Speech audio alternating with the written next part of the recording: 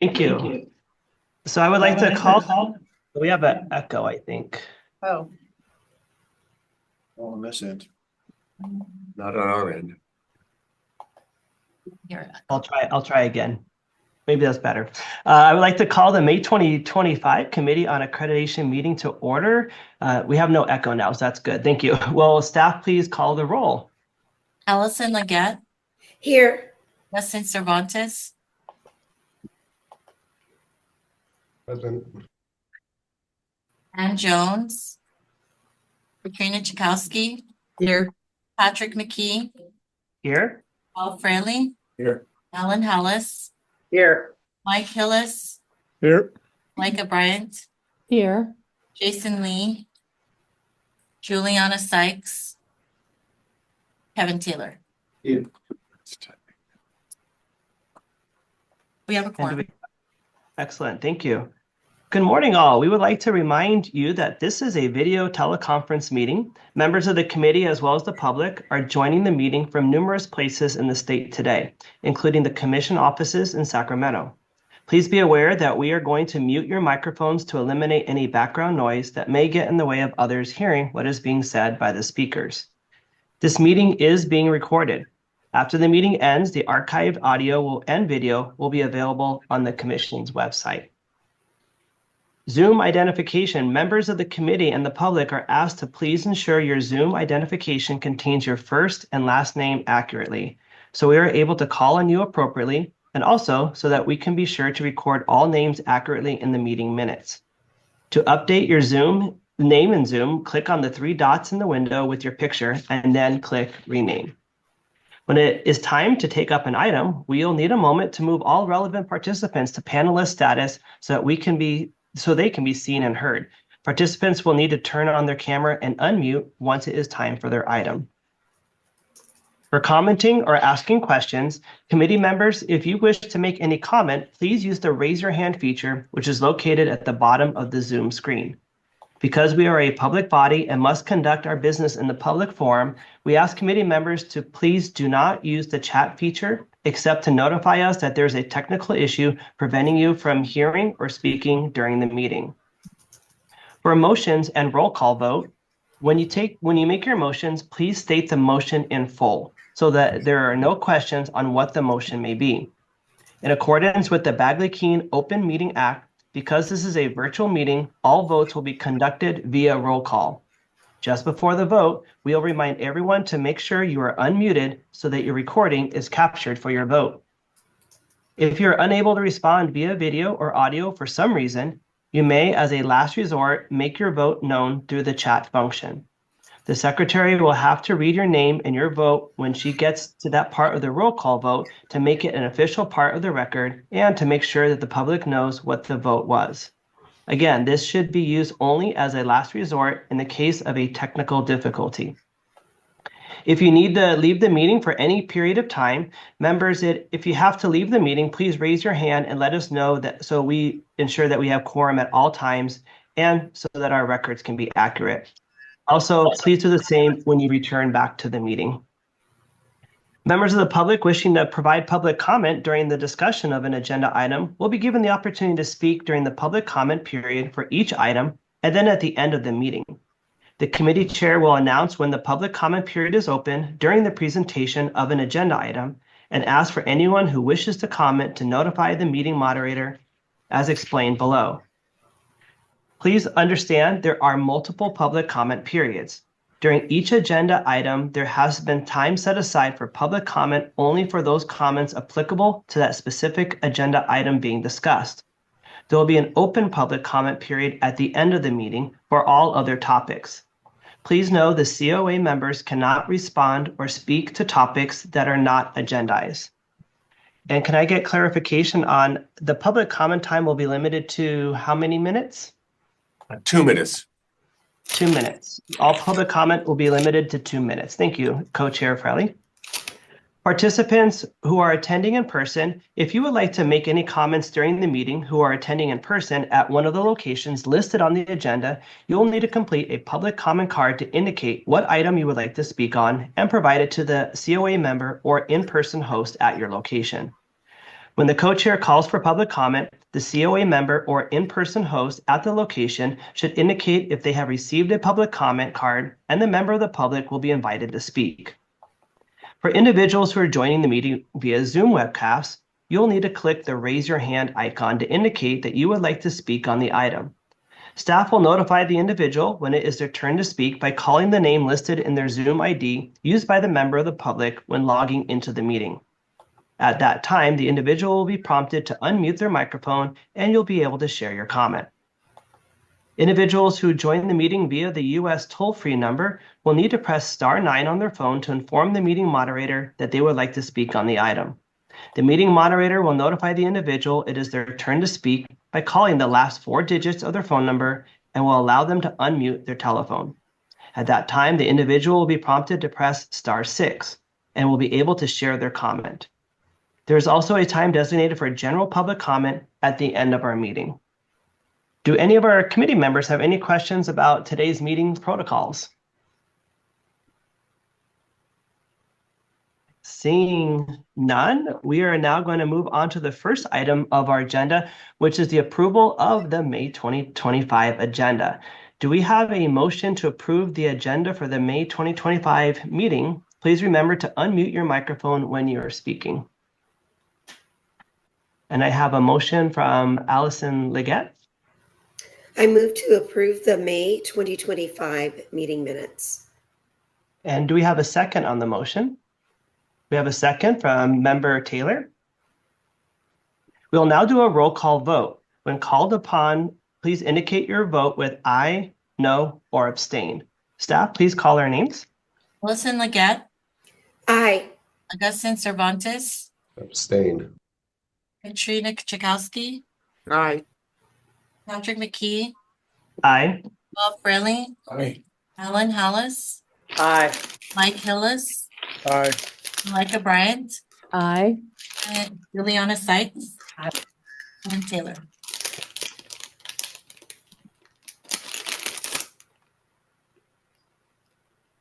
And I didn't hear the last one. Did we get Member Taylor? Aye. Excellent. So it sounds like our motion carries. Thank you, everyone. Item number 3 is the approval of the minutes from the prior meeting. Do we have a motion to approve the minutes of the April 2025 meeting? It would be appropriate for any committee members not in attendance at our last meeting to abstain. Does any member of the public wish to comment on this item first? No public comments. Thank you. So do we have a motion for the approval of our minutes from our last meeting? And Member Taylor?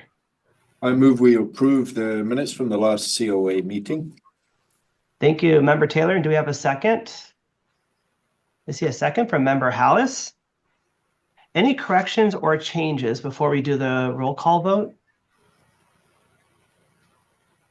Seeing none, we'll now do the roll call vote. As a reminder, all those in favor will say aye and opposed no. And staff, if you could please call the names. Allison Leggett, Aye. Augustin Cervantes, Abstain. Katrina Chakowski, Abstain. Patrick McKee, Aye. Bob Fraley, Aye. Alan Hallis, Aye. Mike Hillis, Aye. Malika Bryant, Aye. Juliana Sykes, Aye. Kevin Taylor. Aye. Motion carries. Thank you so much. We're now going to move to item number 4. This is our opportunity for the co-chair and member reports. I want to give I have no report, so I want to pass this over to our co-chair, Crowley. Do you have anything you would like to report? And then we'll open up to any reports from our committee. No, nothing to report. And any of our committee members, anything you would like to share? This is your opportunity for any reports you may have.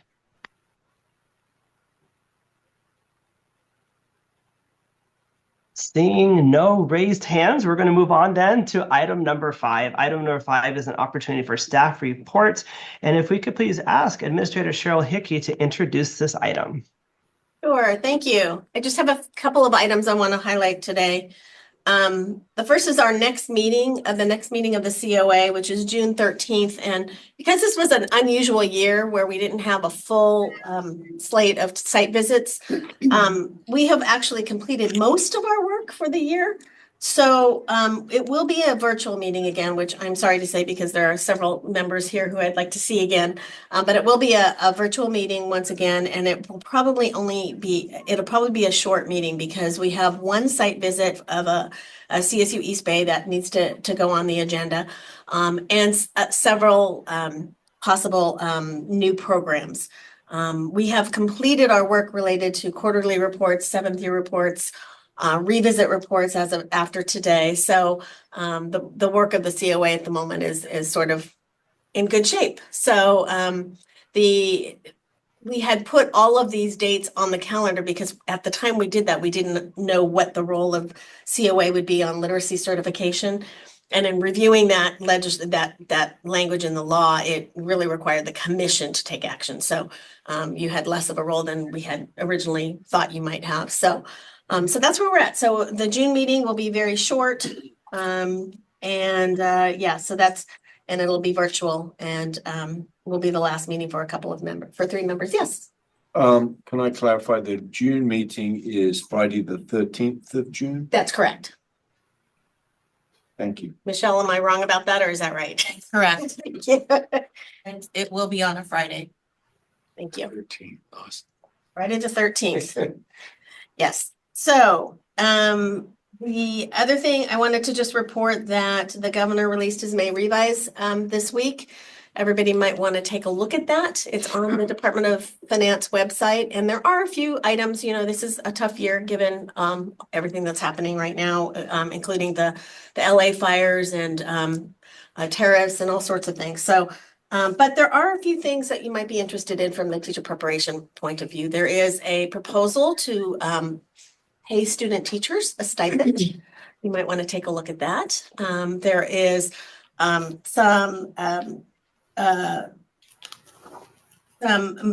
unfortunately, some discussion about renegotiating state workers' salaries, but in terms of teacher preparation, there is some things in there related to the situation that some candidates are in related to they got the executive order back during COVID, and there's still some out there that need to take either TPA and RICA.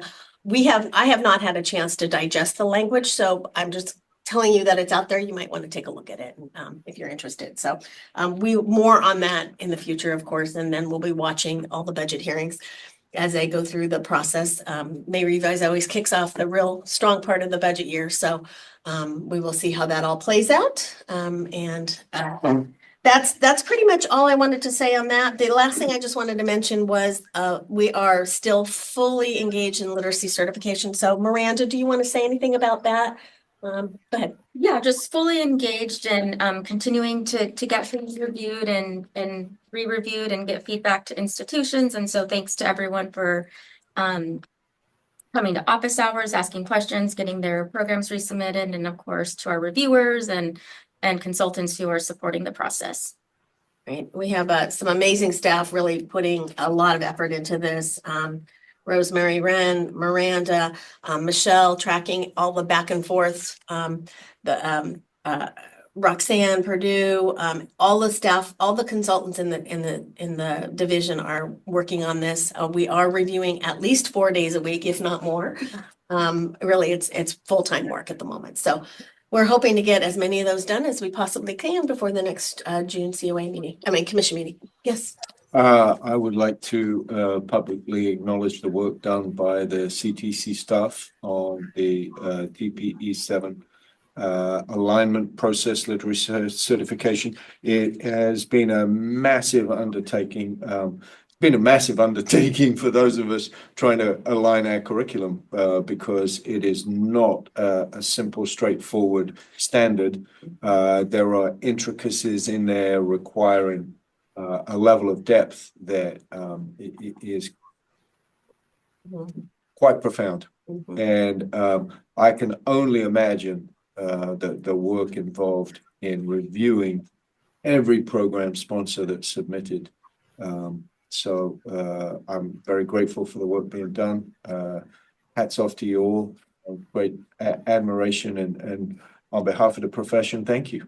Thank you. We appreciate it. And really thank you to all of our reviewers out there who have volunteered. We have some that are really absolutely stellar that come back day after day helping out and have done just a fantastic job. And, you know, we need the various people with various expertise. So it's not just literacy expertise, but literacy in special ed or literacy in visual impairments or literacy in, you know, so it's been a challenge. And Miranda has done incredible work. So just acknowledging her as well. So I think for the most part, I think that's where we're at. It's literacy all day, every day right now. So which that's a good thing. I think it's a really good thing. So institutions have really made some good changes, I think. So, and that's it for me. Thank you so much, and extending also appreciation equally to Member Taylor, the hard work behind the scenes. It does not go unnoticed. The response time that everyone is still getting back to us on all of our questions, even with all the literacy pieces behind the scenes, is truly remarkable. And on a side note to something you shared about earlier, I was in a communication with Dr. Keller on the whole RICA thing. And just when we thought we had it figured out, we saw that there may be some changes.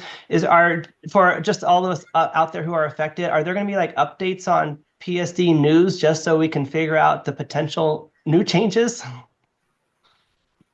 Are you new changes in what respect? I'm sorry. Well, my interpretation of the RICA is that they may give some extended time for the RICA, but then we're confused now that the RICA is exhausted. So now we're kind of maybe unclear in the field. Is there a RICA or not a RICA? Yes, there will be, I'm sure, clarifications coming. Like I said, there was language in the May revise, and we have to kind of digest that language, figure out what it means, what the implication is. And yes, absolutely, we'll be talking to all of you out in the field about what it means. And again, remember, May revise is not a done deal. It's just the governor's proposal. So it still needs to go through the legislature and be approved. So we won't know for sure anything until June 30th or whenever the budget is signed. But yes, we will try to keep everybody apprised as to what it says. But you might want to just go take a look, like I said, on the DOF web page. There is language there, and just go to the K-12 section. No, definitely appreciate it. I think probably the reason why of my question is because June 30th is also that other date where there's a lot of things happening on June 30th. So it sounds like we do have a lot to read out there to just update all of our candidates in the field. And we have Member Tchaikovsky who has a question as well, or a comment. Yeah, I didn't think I had anything to say, but when I heard about potentially the revise, including some support for student teachers, I perked up a little bit, because this semester I have my second student teacher in my 34-year career so far, and I'm reminded of the imperative of supporting pre-service educators. Working with her every day. It has been like an incredible experience. She's incredibly talented and knowledgeable and creative, and on top of things like ChatGPT and AI and all of these things that most of us couldn't even imagine when we were going through teacher school. So yeah, from the field, to know that the state of California is recognizing the challenges confronting student teachers is encouraging. And when you think about it, you know, she's in a program, it's a 3-semester program where, in effect, income is delayed for that amount of time. You know, what kind of people can actually take such a long view, you know? So anyway, I just wanted to respond to that potentiality of financial support for pre-service educators. You know, working with someone every day this year has reminded me of how important they are. So thank you for that. Thank you. Because, you know, I don't know a lot about that proposal, but we are going to be digging in and finding out about it. It's wonderful to be here where information's hot off the presses. And I know we probably have more questions than there are answers to, but it's great that there are some potential moving parts that are going to be some positive potential impacts to pre-service as well as currently serving teachers. So thank you so much. Any other comments or questions before we move on to item 6? All right, so item number 6 is program approval recommendations. This section is for action. Today, there are 2 institutions with 2 programs for approval. First, we have the Riverside County Office of Education for a bilingual authorization. Joining us today to answer any questions about the proposed program from the Riverside County Office of Education are Dr. Ursula Estrada Riveles, Executive Director of the RCOE School of Education, Dr. Diana Campos, Director for the Center for Teacher Preparation within the RCOE School of Education, and Rosalba Rodriguez, Administrator for the Center for Teacher Preparation. And while we're waiting for them to join us, do we have any recusals on this item? Member Hallis? Anyone else besides Member Hallis? And looking just around, I see 1, 2, and are we waiting for Rosalba Rodriguez or? I believe we are. Okay, we'll wait a moment. We have some time. I want to make sure everyone's here has that opportunity. Excellent.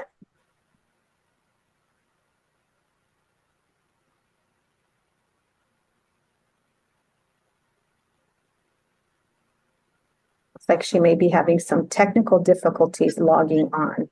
So it looks like her office is around the corner from Dr. Campos's office. She's getting help signing or joining in. Oh, excellent. And there she is. All right. We have the whole team. Thank you behind the scenes tech support for helping to get Dr. Rodriguez here. So would the institutional representatives now like to say anything about their proposed program? Yes. So I would like to start off. Good morning, commissioners. My name is Dr. Diana Campos. I am the director of our multiple subject intern program and support lead for our PK3 intern program and our soon to be approved bilingual added authorization credential pathway. First of all, we'd like to express our sincere appreciation to our RCOE superintendent, Dr. Edwin Gomez, and our Board of Education. Without their understanding of the importance of this work, we would not be here today. So a huge thank you to them. We're also thankful for our School of Education leadership, Dr. Ursula Estrada Riveles, who's joining us, and Melanie Oliver, and to our amazing Center for Teacher Preparation team. It really, truly takes a village to create a program and lift it off the ground. So thank you to our whole School of Education.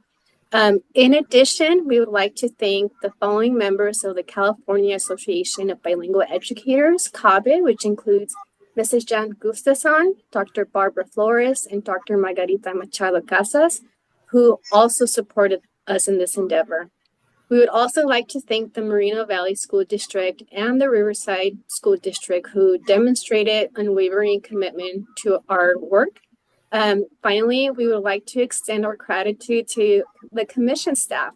Miranda Gutierrez, thank you so much for your help in taking the time to respond to any and all of our questions this past year. And lastly, I want to acknowledge the incredible work that made this program possible.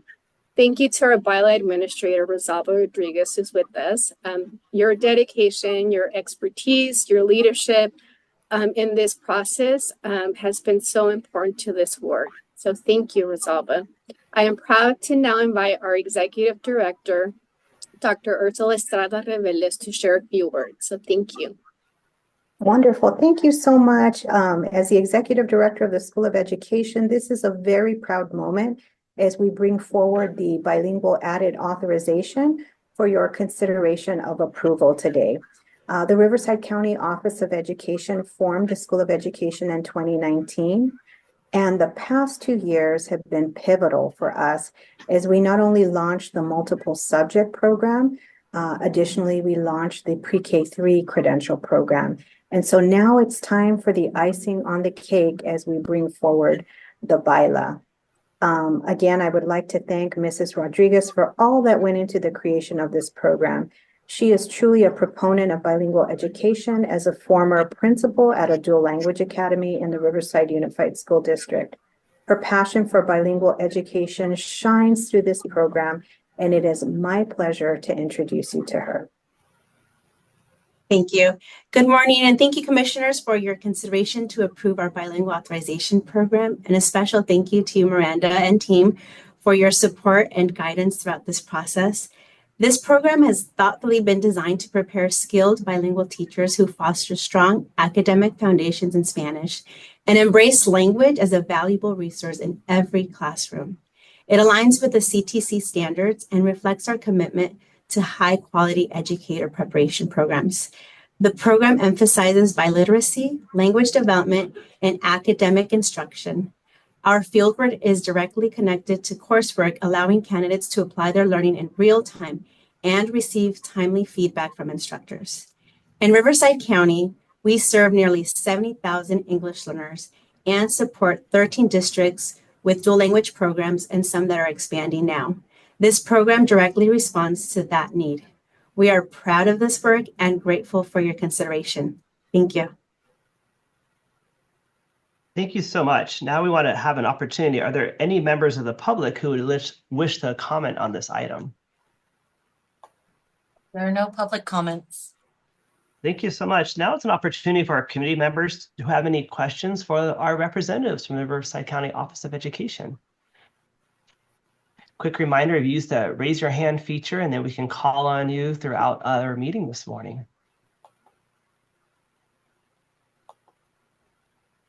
Seeing none, do we have a motion to approve the bilingual authorization for the Riverside County Office of Education? And I saw member Cervantes first.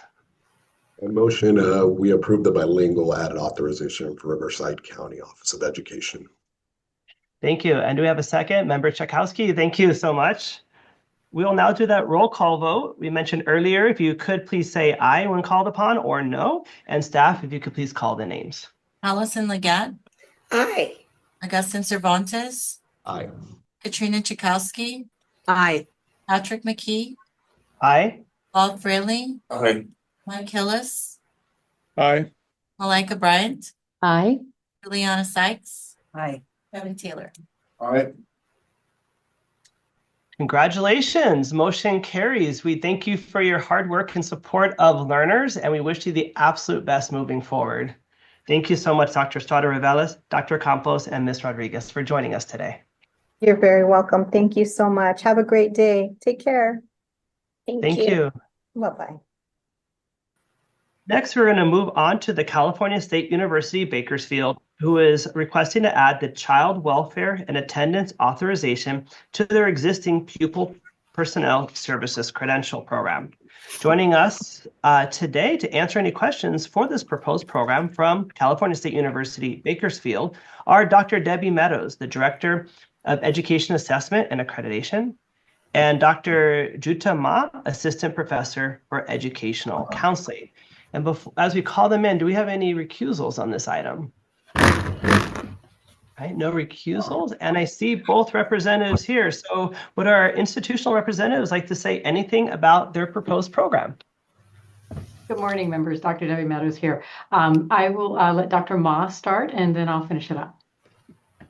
Good morning, everyone. We are pleased to be here today to present our proposal to offer the Child Welfare and Attendance Authorization for our pre-service school counselors. We are concluding or just concluded our third year with the new program model that was approved in fall 2022. As we are working to ensure that our students are prepared to service the child in and out of the classroom, excuse me, and have our candidates remain competitive in the market where more social workers are being hired and behavior interventionists. So we would like to further prepare candidates to remain competitive. We do have coursework aligned in addition to this credential. And I do want to give my sincere thanks and gratitude to our administration, our school or College of Science, College of Social Sciences and Education Dean Interim Luis Vega, our Advanced Education Studies Chair, Michael Solowitz, and my immense gratitude to Dr. Debbie Meadows, who has been my rock through this entire process and is retiring soon. And so actually this summer. And so I just want to thank her for her support and our candidates. some who have graduated, are school counselors who really advocated and wanted this as well. So thank you for your time. Well, thank you, Dr. Ma. And I'll just add that we would not have been here without Rosemary Wren and Roxanne Purdue as our consultants, ensuring that we had all of our I's dotted and our T's crossed to provide you with our information and our request. And we look forward to any questions you might have. Thank you so much. And do we have any members of the public who would like to comment on this item? No public comment. Thank you. So now it's an opportunity for our committee members. If anyone has questions for the representatives from California State University, Bakersfield, and I think I see Member Cervantes. Thank you. No, this is kudos on the work and on aligning it with your PPS credential. Very much needed. It's a two-part question. Number one is, I'm assuming there will be, is there additional coursework, or will topics be integrated into your existing program? I only think about the length of time for candidates to be able to exit a program right in a timely manner, since we need them out in the workforce.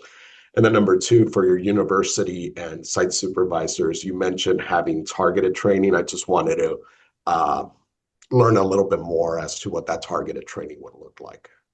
Thank you for that question. I'll start with the piece with regard to the coursework. The coursework was actually written when we wrote to the new standards.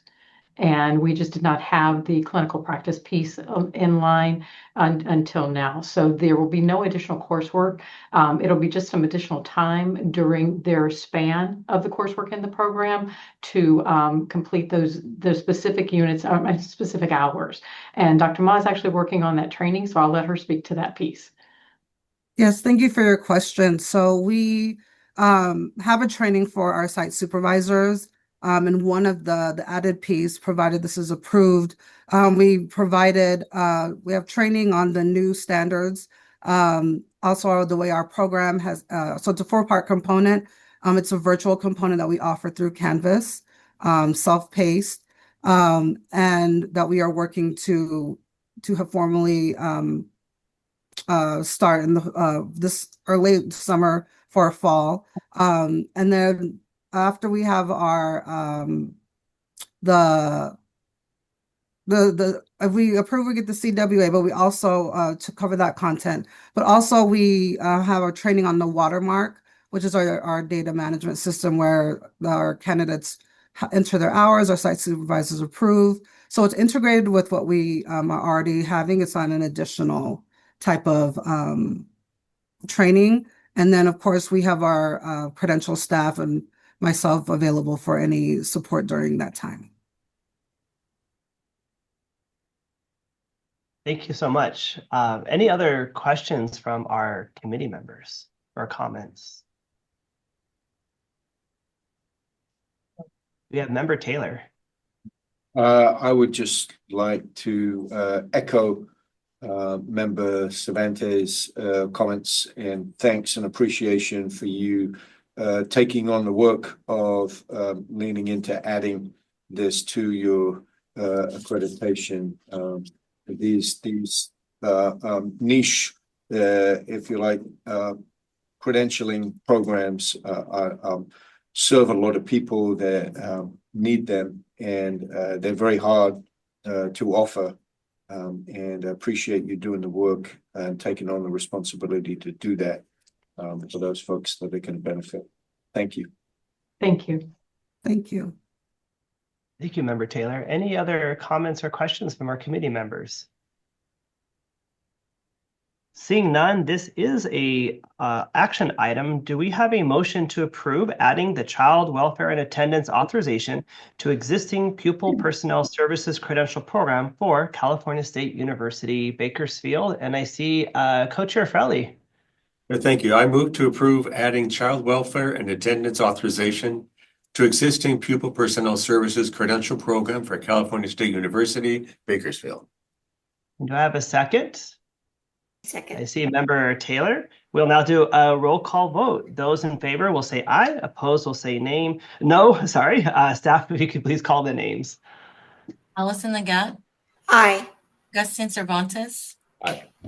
Katrina Chakowski, Aye. Patrick McKee, Aye. Bob Fraley, Aye. Ellen Hallis, Aye.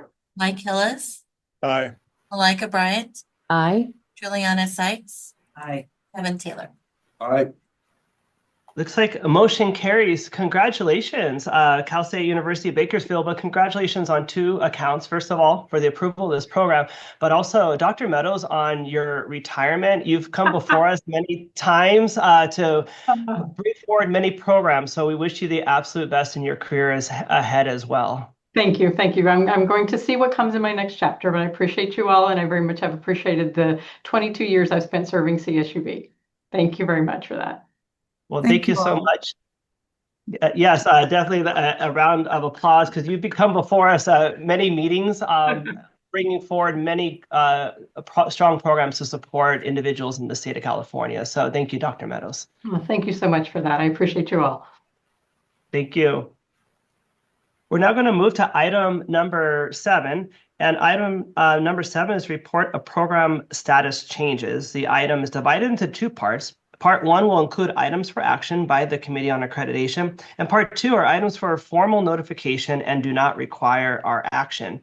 So Part 1, sections A, B, and C. Part 1 is for action and includes requests to withdraw, requests to reactivate inactive programs, and or a request to add a new content area to an already existing program. Today, there are only items for A and C. Section A is for action. There's one program sponsor withdrawing one program. The Toro University of California Clear Administrative Services credential effective May 15th, 2025. And Ms. Hickey, do you want to make a statement on this item? Yeah, I just wanted to let the committee know that Toro University is actually closing all of its educator preparation programs. So this is the sort of the beginning of their teach out. They will be done at the end of December. So the administrative services credential at the moment doesn't have any candidates in it. The rest you'll see as inactive. Their enrollment numbers are a little bit higher than I normally like to see for inactive when we get there. But we know that they're closing and they're teaching out, and we're working closely with them to make sure that those candidates who are continuing or still need coursework or their clinical practice are going to be served somewhere else. So just wanted to let you all know that. Thank you. We appreciate that update. And it's also an opportunity for a member of the public to make any comments on the items. We'll pause to see if we have any public comments.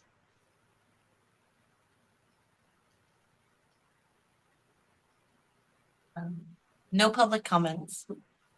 Excellent. This is an item for action. Do we have any recusals? Seeing no recusals, before I go to a motion, any questions from members of the Committee on Accreditation? Then do we have a motion we have Member Leggett? Yes, I just had a question. What was mentioned is that all of the teacher education, Cheryl, are being withdrawn. Is that what you mentioned? At this point in time, they're just withdrawing the Clear Admin program because they have no candidates in it. They can't withdraw the other ones because there are still candidates finishing out the program.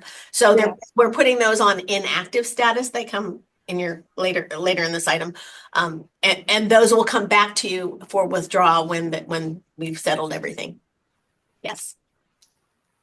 Okay. So thank you, Member Leggett. So when there is a motion forward, it would simply be for that one item for withdrawing the Clear Administrative Services credential. Yes. Okay. So do we have a motion? And I can move to withdraw the administrative services from Toro University. And for clarification, it'll be for the Clear Administrative Services credential? For the Clear Administrative Services credential, yes. Excellent. And do we have a second on that item? We have Member Hillis. We'll now do the roll call vote. Again, say aye, please. If you approve, oppose, say no. And staff will do a roll call vote for us. Allison Leggett. Aye. Augustine Cervantes. Aye. Katrina Chakowski. Aye. Patrick McKee. Aye. Bob Fraley. Aye. Ellen Hallis. Aye. Mike Hillis. Aye. Malika Bryant. Aye. Juliana Sykes. Aye. Kevin Taylor. Aye. Sounds like the motion carries. Section C is adding a new content area to an existing program. Section C is for action. There are 2 program sponsors requesting to add 2 new single subject content areas to their existing single subject programs. The first is California State University, San Marcos, for the preliminary single subject in art. Representative Dr. Susie Van Steenbergen, single subject program co-coordinator and Cal TPA co-advisor from CSU San Marcos, is available to answer any questions you may have about the program. And it looks like she is here. Excellent. So do we have, this is an action item, do we have any recusals on this item first? And do we have any public comment on this item? Does any member of the public wish to make comment on the item? No public comments. Excellent. So Dr. Steenbergen, this is an opportunity for you to share anything you would like to about this new area. I'll just be very brief. I just want to thank the commission so much for making this process really smooth. We're really excited about this new credential. It is a huge need in our area. And we're excited about the new life it's going to bring into our program and all these wonderful art teachers we're going to get to credential. So thank you so much for the support. Thank you so much. Definitely a need for this content area in the field, and is also an opportunity for any of our committee members. If you have any questions or comments for Dr. Steenbergen, and we're going to start with Member Chakowski. Well, I would just like to say thank you for doing the work to make art more accessible to the kids in California. This is, in many cases, the reason why they get up and come to school in the first place. And when we look to the future, you know, creativity, communication, empathy, all of those things that are advanced by art are exactly what our state needs. So thank you for making time to do this work for us. Absolutely. We're so lucky because at Cal State San Marcos, we have a phenomenal arts department. So we partnered with them under a grant, and it's just been a huge team effort. So I'm really excited for that piece. You're right. And I'm so grateful to the state of California for the support of the arts. It has been phenomenal being able to work with that support. So thank you so much. I want to echo Member Chakowski. When I think about the new CSTPs, a word that sticks out in that is thrive. And my personal opinion is when you have the arts in schools, kids thrive. And it's really great to see there are more programs that are becoming available out there for our new teachers. I think I saw Member Cervantes. Did you have your hand up? Yes, I did. No, kudos as well. Thank you for doing this. You mentioned collaboration with your arts department. So I had a question on the bridge, you know, between the baccalaureate programs. The more time I spend in our space here, our ecosystem, is finding that connective tissue that then allows us to recruit more candidates and so forth. I also was wondering if there was a connection with your multiple subject program and also supporting and amplifying what the arts, what VAPA looks like at the lower grade levels. So if you could elaborate on any of that, that'd be great. Yes, absolutely. In fact, that is actually where this started. The multiple subject program has an arts residency, and what they're doing is recruiting multiple subject teachers who have some art background, but may not have enough for the full credential. And so they've been offering an authorization through the multiple subject program and the residency. And we're in meetings. I said, hey, wait a minute. What about single subject? Let's add the credential. And so this methods course that is hopefully going to be approved will be accessible to the multiple subject teachers. So our eventual plan is for multiple subject candidates to be able to take that additional methods and walk out with 2 credentials. So that is a nice meeting of the minds. And then because we have this great arts department, it just completely creates a pathway of recruitment for single subject art teachers. That's why we chose art as the first arts credential, because there was so much of an interest for art in particular, but then we're thinking about dance and theater. So yes, there's very much a tight alignment with the multiple subject pathway. And so wise. I want to thank you for helping also retain teachers in the profession, because I think of like middle school teachers with a multiple subject credential and they have a section of art. This teacher potentially could then teach those areas, and then we could be retaining teachers in the profession. I think that's what we're all here to do, is get teachers in the seats and keep them there for their 30 years. So that wise thinking on your university's part. That's right. And we designed the course so that it would be accessible to credentialed teachers in the field. It's in the evening, it's in a hybrid modality, it's 1 semester, 3 units. So we're getting requests from local schools. We need to credential our existing art teachers, right? So we're hoping this is going to meet a lot of needs from a variety of constituencies. Excellent. Any other members of the committee wish to make a comment or a question? This is an action item as well. Do we have any committee members who would like to make a motion? Well, we also had a comment from Member Sykes. Oh, excellent. My apologies. I didn't see Member Sykes. Oh, you're in person. There we go. Yes. That's why I didn't look over in that box. My apologies, Member Sykes. Thank you. I just want to commend you for this credential program. I think in the state of California, we've certainly seen the ebb and flow in terms of interest and investments in visual and performing arts for our K-12 students. And, growing the foundations, in other words, preparing teachers to be able to teach this area is vital for the longevity of the arts in California. So I want to just commend you and thank you for offering this preparation pathway, and excited to see what else will unfold. Thank you so much. We're really excited about it. Excellent. Thank you. And any other members of our committee? Also, an action item. Anyone wish to make a motion? I see Member Chakowski with your hand up, so feel free. Okay, well, I move that we approve CSU San Marcos's addition of single subject art as a new content area. Excellent. Do we have a second on that motion? I have Member Bryant. We'll now do the roll call vote. Staff, if you could please call the names. Wilson Leggett. Aye. Augustine Cervantes. Aye. Katrina Chakowski. Aye. Patrick McKee. Aye. Aye. Ellen Hollis. Aye. Mike Hillis. Aye. Malika Bryant. Aye. Juliana Sykes. Aye. Kevin Taylor. Aye. Motion carries. Congratulations, Dr. Steenbergen. We wish you the absolute very best. Thank you so much, everyone. I really appreciate it. You're welcome. And thank you and to your university for providing these opportunities for our newest teachers. The second university today is the Notre Dame de Namur University, who is proposing the preliminary single subject in theater. We have Representative Dr. Carol Hodges, who's the accreditation consultant from Notre Dame de Namur University, who's available to answer any questions you may have about the item. Before we begin, because this is an action item, do we have any recusals? Seeing none, we'll invite Dr. Hodges. Welcome. Would you like to share anything about this new area? Yes, good morning. I feel like it's the art morning.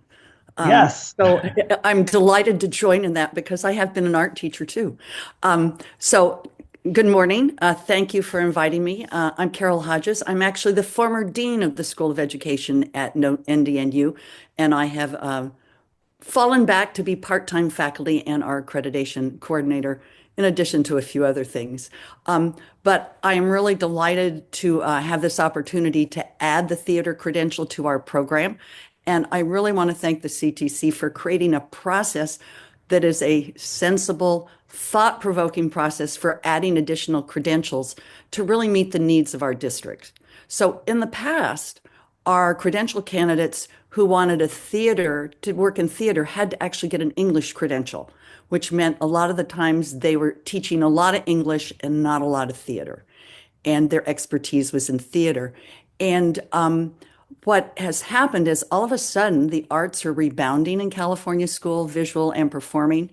And with the growth in theater productions across the way, throughout our districts, the districts are saying we really do want theater teachers. And we've got a lot of people who are theater teachers who want to be teachers. So it's really exciting to be able to do this. And I just have to say, I'm personally thrilled with the growth of theater in our schools. because had a middle school grandchild who an amazing theater teacher got her to actually get involved and involved all the students. So my child actually volunteered to have a speaking role, and she had never spoken in public before. It scared her to death. So to be able to have that theater credential, thank you all, I think is just going to have a huge impact on a lot of children who would never have taken the risk unless a theater teacher had thrilled them to the core of their being and convinced them that they actually had the ability to stand up and talk and sing in front of an audience. I cried. Anyway, I want to thank a couple people. First, I want to thank Jake Schuler with the CTC. I've had the privilege of working with Jake before, but to have him guide me through this new process was absolutely wonderful. And he was great. So a shout out to Jake. And I don't know the names of the reviewers, but there must be some way that we can send thank yous to our anonymous reviewers. I was so impressed by the time they took and the questions they asked. They were thoughtful, they were detailed, and they actually helped us. When you're familiar with something, you don't always think about it deeply. Their questions really pushed us to go, wait a minute, what are we really striving for here? So my thanks to all those people who've been reviewers, because it really helped us clarify what we were submitting. So my thanks to you for considering this, and I'll open it up for questions. Thank you so much, Dr. Hodges, and also thank you for acknowledging our silent BIR team behind the scenes that reviews everything. There's now an opportunity for members of the public. Do we have any members of the public who wish to comment on this item? There are no public comments. This is now an opportunity for members of the COA. Do we have any members of the COA who would like to make a comment or question on the item?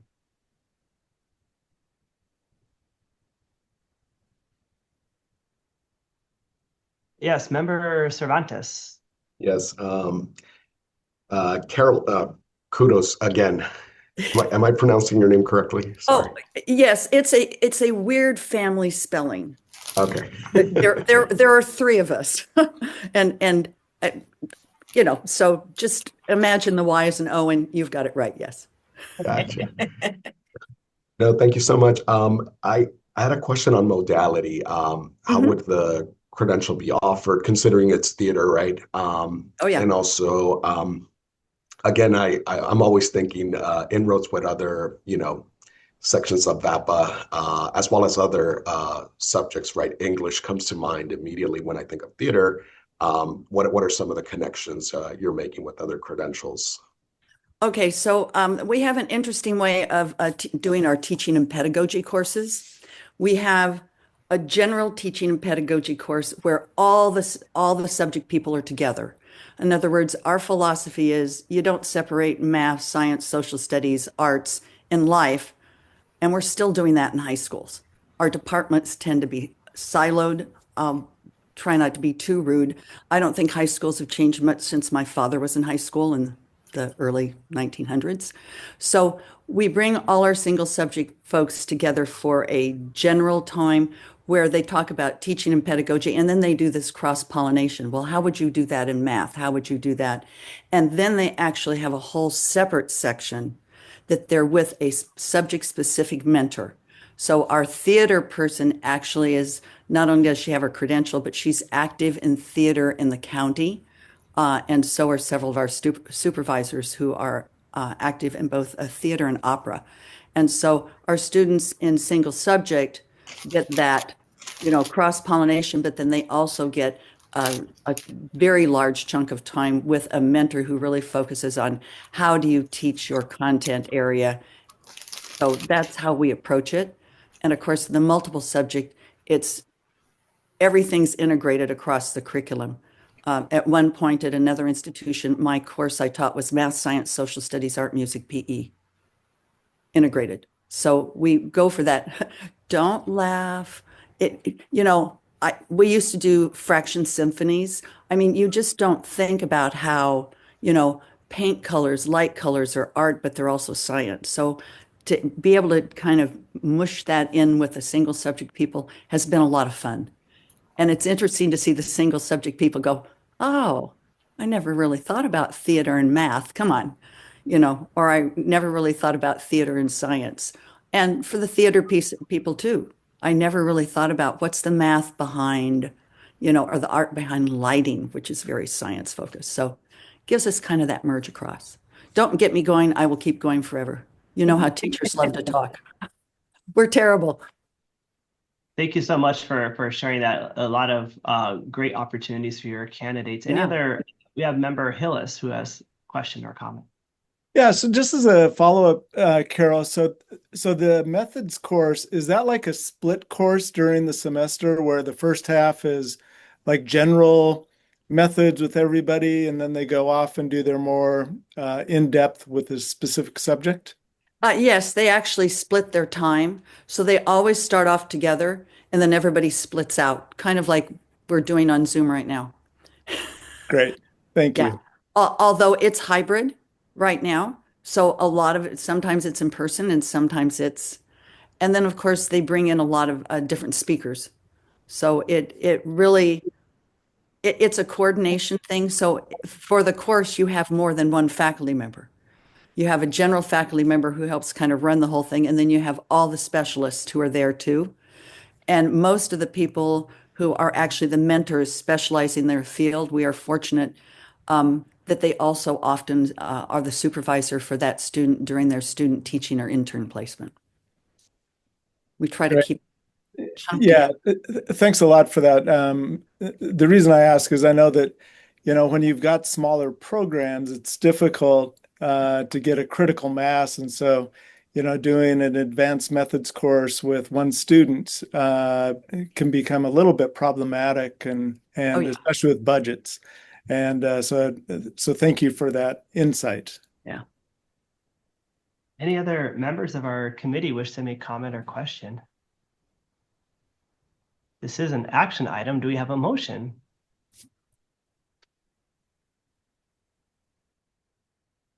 Yeah, member Chakowski. Viva art. What can I say? I move that we approve the proposal from Notre Dame de Namur University to add theater as a single subject authorization. Thank you. And do we have a second? I see member Taylor. This is now an opportunity for a roll call vote. If we could have staff please call names. Allison Leggett. Aye. Christian Cervantes. Aye. Katrina Chakowski. Aye. Patrick McKee. Aye. Bob Fraley. Aye. Ellen Hallis. Aye. Mike Hillis. Aye. Malika Bryant. Aye. Juliana Sykes. Aye. Kevin Taylor. Aye. Motion carries. Congratulations, Dr. Hodges. Thank you very much. And I should just warn you, we're coming back in a couple months with the proposal to add dance. We got to get all the art. We already have visual and performing arts. We already have music. We've got to get all the rest of them tucked in. Excellent. We look forward to seeing you in the future. We wish you the best as you finish that out. Thank you so much. Thank you. Have a good day. You too. Thank you so much. We're going to move to part 2 now, sections D and E. Part 2 provides information on programs that have transitioned to revised program standards and programs that have elected to change to inactive status. These items are for notification only and require no action by the Committee on Accreditation. There are 3 program sponsors requesting to move 6 programs to inactive status. As mentioned earlier, Touro University, California, the preliminary single subject with intern all subject areas, May 31st, 2025. The preliminary multiple subject with intern, May 31st, 2025. The education specialist mild to moderate support needs, May 31st, 2025. Also, the University of California, Riverside, education specialist extensive support needs intern, May 15th, 2025. Education specialist mild to moderate support needs intern, May 15th, 2025. And last, San Francisco State University, pupil personnel services School Psychology with Intern, effective June 1st, 2025. This moves us to item number 8. Item number 8 is the actions taken to address stipulations by San Benito County Office of Education. Consultant Dr. Rosemary Wren will introduce this item, and joining her today is Team Lead Dr. Ursula Estrada Reveles and institutional representatives, Jennifer Logue, Deputy Superintendent, Anthony Balbus, Coordinator of Instructional Support. And we thank you for your patience today. We know we're a little bit behind our agenda, so we appreciate you waiting in the wings for us. Do we have anyone that's going to recuse themselves today for this item? Seeing none, Dr. Wren, it's your opportunity. If you could begin, please. Thank you. Good morning, committee members.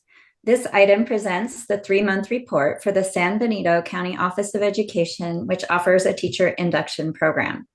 The San Benito County Office of Education provisional site visit was held in January 2025 as part of the Stage 5 of initial institutional approval process. At the February 2025 COA meeting, the committee accepted the team's recommendation of accreditation with stipulations. At the time of the visit, the team found 2 common standards less than fully met, 3 program standards less than fully met, and program precondition 5 not met.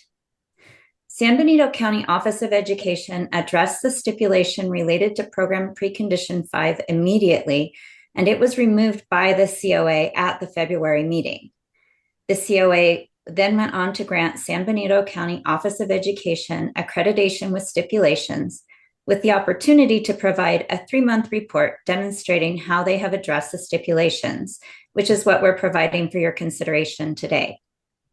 San Benito County Office of Education was able to address the stipulations in a relatively short period of time due to the fact that in several instances, the institution was engaging in the necessary practices, but had yet to formalize or document them.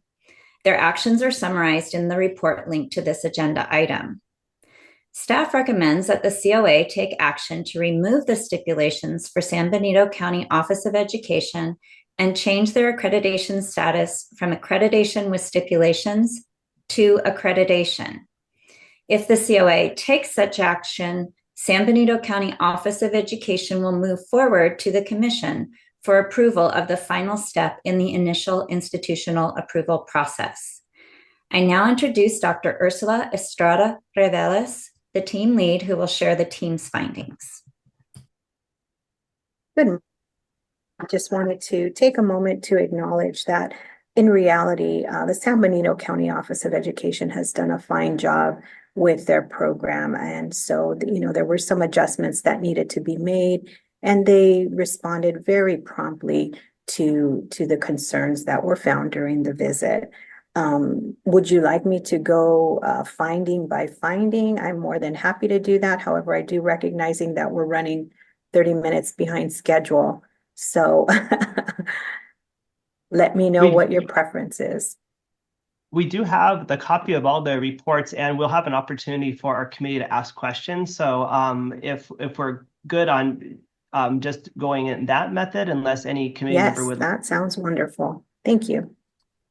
Well, thank you, Dr. Estrada Reveles. You've had a long morning with us, so we appreciate you also being here, but we also want to honor the opportunity for our committee to ask questions as well. So we're going to give an opportunity for institutional representatives to comment on the report. Feel free to unmute. Sure, I'll go ahead and begin. I'm Jennifer Logue. I'm the Deputy Superintendent here at the San Benito County Office of Education and the Director of the program.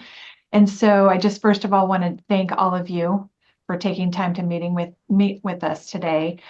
So since February, we have taken a close look at our program and addressed each of the stipulations requested. We looked through the stipulations, found that several could actually be resolved by better communicating with our constituents about what we were already doing. We also did make a few changes to our practices for some of the others. And what I just wanted to let you know is that addressing those stipulations has really allowed us to build a stronger program by reflecting on our program, which is one of the things that we encourage our educators to do. We did put in some new practices and ensure that our communication was clear. And so we really do appreciate the process itself. And I do want to thank Dr. Wren and Dr. Estrada Reveles because they've been instrumental in helping us to go through this process. So with that, we're ready to answer any questions that you have. Thank you. Mr. Balbas, anything you wanted to add? You know, I'll just mirror what Mrs. Logue said. It's been a great experience. It was analogous, as she mentioned, to being in our program. We went through this program and it only made us better, and we really enjoyed it. We appreciate Dr. Estrada Reveles and Dr. Wren so much for their help. And thanks for having us today. Thank you so much. We're going to now invite any member of the public who'd wish to make a comment on the item. Do we have any public comment? No public comments. Thank you. So this is an opportunity for any additional discussion, questions, or comments from our committee members. So any committee members wish to share anything or have any questions? We have Member Chakowski.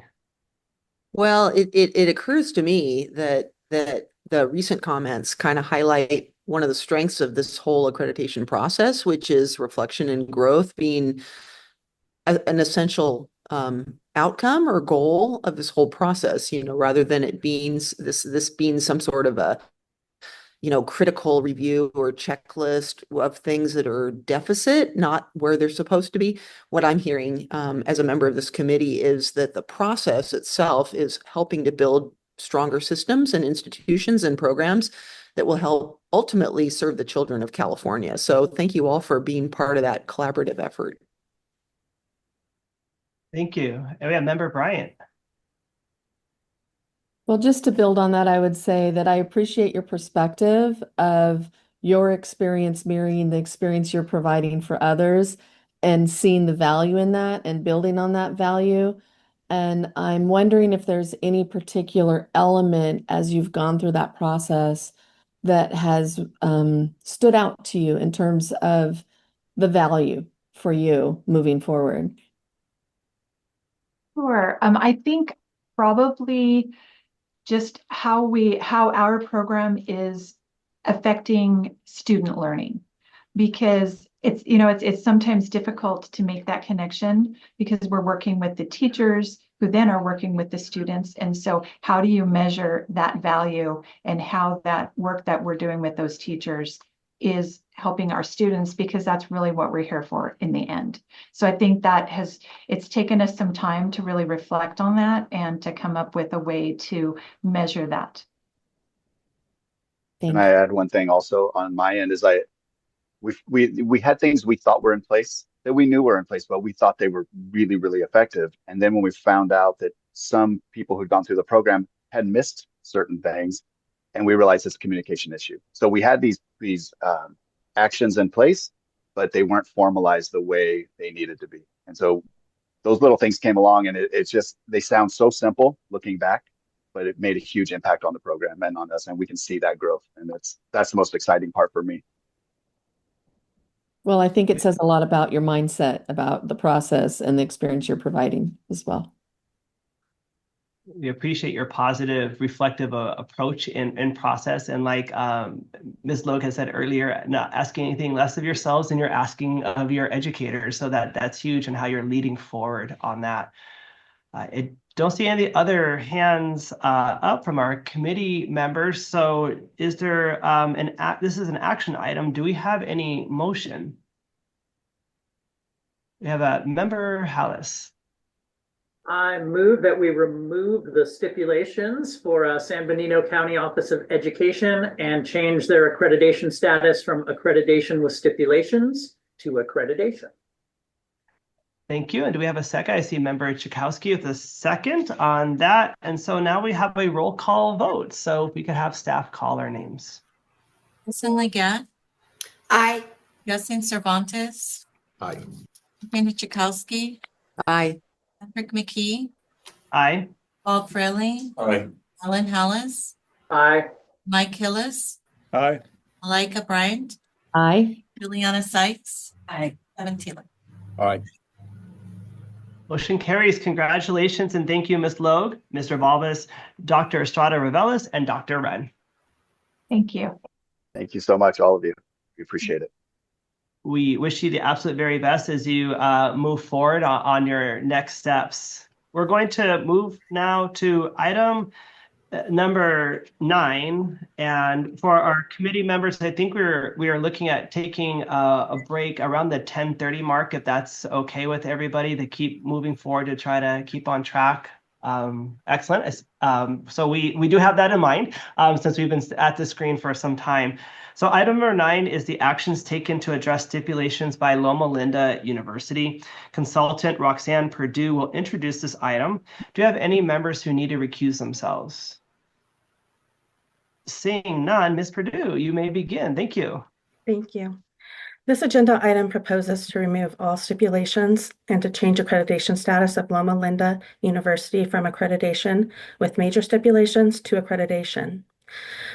The institution subsequently withdrew one of their 2 programs in October 2024.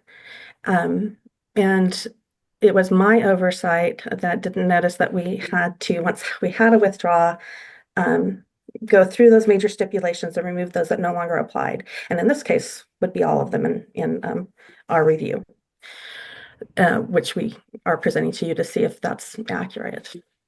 So basically, they had their original site visit April 15th through 17th, 2024. They had two programs. They have their PPS, Pupil Personnel Services credential in school counseling. And they had a completely separate section of the institution. They had speech language pathology services credential program. And most of the institutions we interact with here at the commission, if they have 2 or more programs, they're usually have an overarching unit to gather around for looking at things like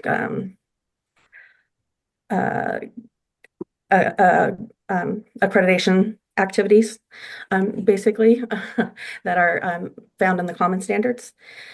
And so this particular institution had 2 major stipulations found in common standards that were based on how the interactions were occurring between the 2 programs, because they didn't join together in a unit and they weren't interacting until it came time for the actual accreditation site visit. And that was very obvious. At the same time, another reason why they weren't interacting during that time was because they really didn't have any candidates in the PPS program, that Pupil Personnel Services School Counseling Program, to serve. So at the end of the meeting, at the end of the site visit, recommendation came forward to have a total of 8 major stipulations. 6 of those stipulations were specific to the PPS School Counseling Program. That is the program that in October sought to withdraw their PPS school counseling program. It had no candidates and it sought to withdraw, and that was approved. The 2 major ones, like I said, were based on the interaction between those 2 programs. Now there's only 1 program without the same unit level interaction that occurs. So with that, we recommend that with the withdrawal of the school counseling program in October 2024, that was approved. We recommend that the committee members accept the request by staff to remove the remaining stipulations that are no longer relevant to the institution. An additional agenda item would have ideally followed back in October withdrawal, and all stipulations would have been removed before the end of the 1-year point, which would be in February 2025. And with that, I turn it over to you. Thank you. And Ms. Hickey, did you want to share an added item? Yeah, I know Roxanne says she took the blame for this, but it really wasn't her fault. I should have noticed that we needed to take it to the next step And I didn't, and we always do a review about this time of year. Did we catch everything? Did we get all the 7th year reports? And it came up as we were trying to like take the accounting of did we get everything together. So it is really I think a formality because they did withdraw the item and it's all the applicable standards or stipulations. So just wanted to put that out there. We told the institution they did not need to be here today. So if it turns out that you want them, we could put them on the June agenda, but we felt like it was a staff error. Well, and we appreciate the time you and the CTC takes to review everything. And the documentation provided was very clear on that process of what happened, at least from my own perspective. So normally, like Cheryl has said, we'd offer the opportunity for the university. They're not here today. But do we want to give an opportunity then? Is there any public comment on this item? And then we can open it up for our committee members. No public comment. Thank you. So this opportunity for our committee members for any clarity, any questions or wonderings on this item before this is an action item. So we will have to then move forward to see if we accept that recommendation that Ms. Perdue had mentioned. Yeah, Co-Chair Farley. Not a motion or a comment necessarily to the program, but a comment to what Ms. Hickey had said is, I think this is further testament to the detail that the staff does here to ensure that all programs are being adequately covered and serviced and being sure that all the needs are there. They go above and beyond. So no error, you're just you're just doing the due diligence, which I think is very commendable. So thank you.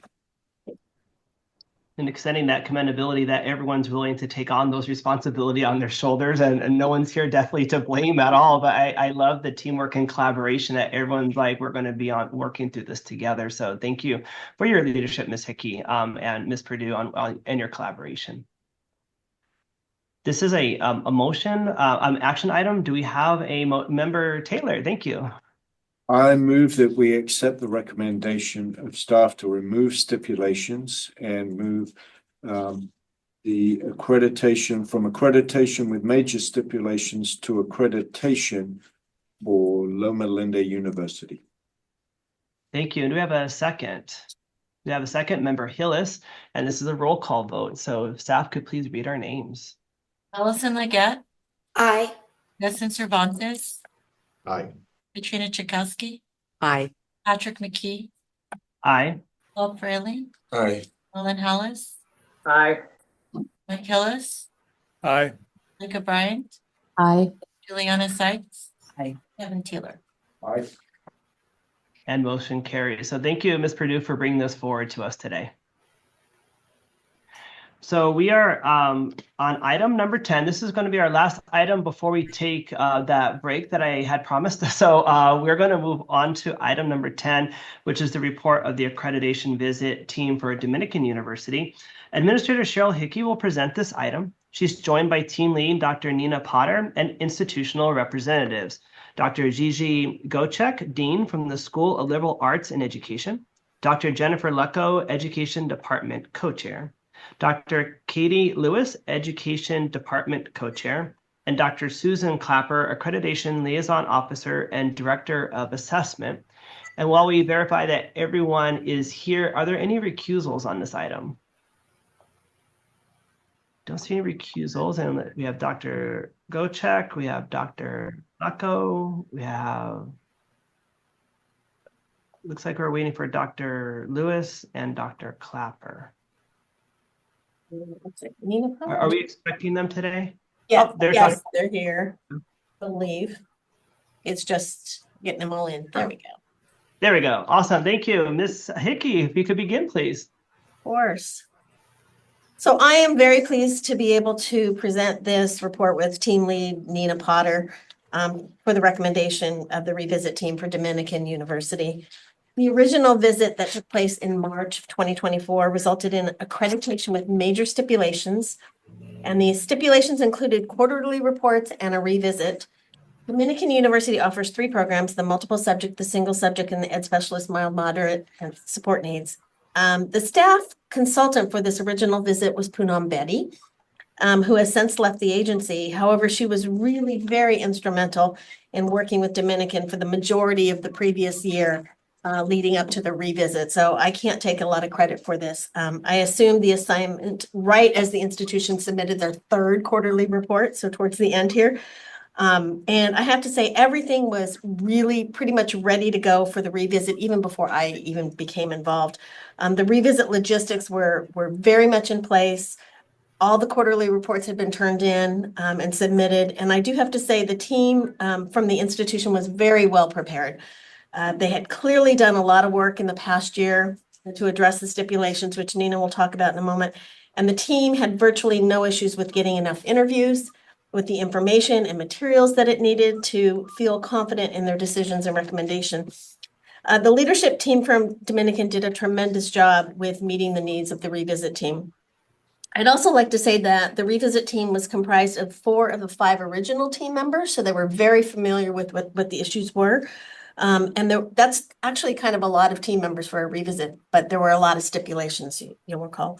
They were a great team to work with, and we thank all of them for their efforts. The revisit team was led most competently, as always, by now veteran team lead Nina Potter, who was the team lead on the original visit as well. And I want to thank Nina for her leadership with the team, leading great deliberations, helping all voices to be heard, and leading the team to consensus. And I'm going to turn this over to her now. Thank you, Cheryl, and thank you for jumping in at the last minute. Cheryl, you were amazing. So thank you to the DU team as well. And I also want to thank the team, the revisit team, Andrew, Doris, and Vanessa. It was so helpful to have members from the original site visit at the revisit because we didn't have to like learn anything new. So it was really great to have them. And just wanted to say again that the DU team really took all of the feedback we gave and ran with it.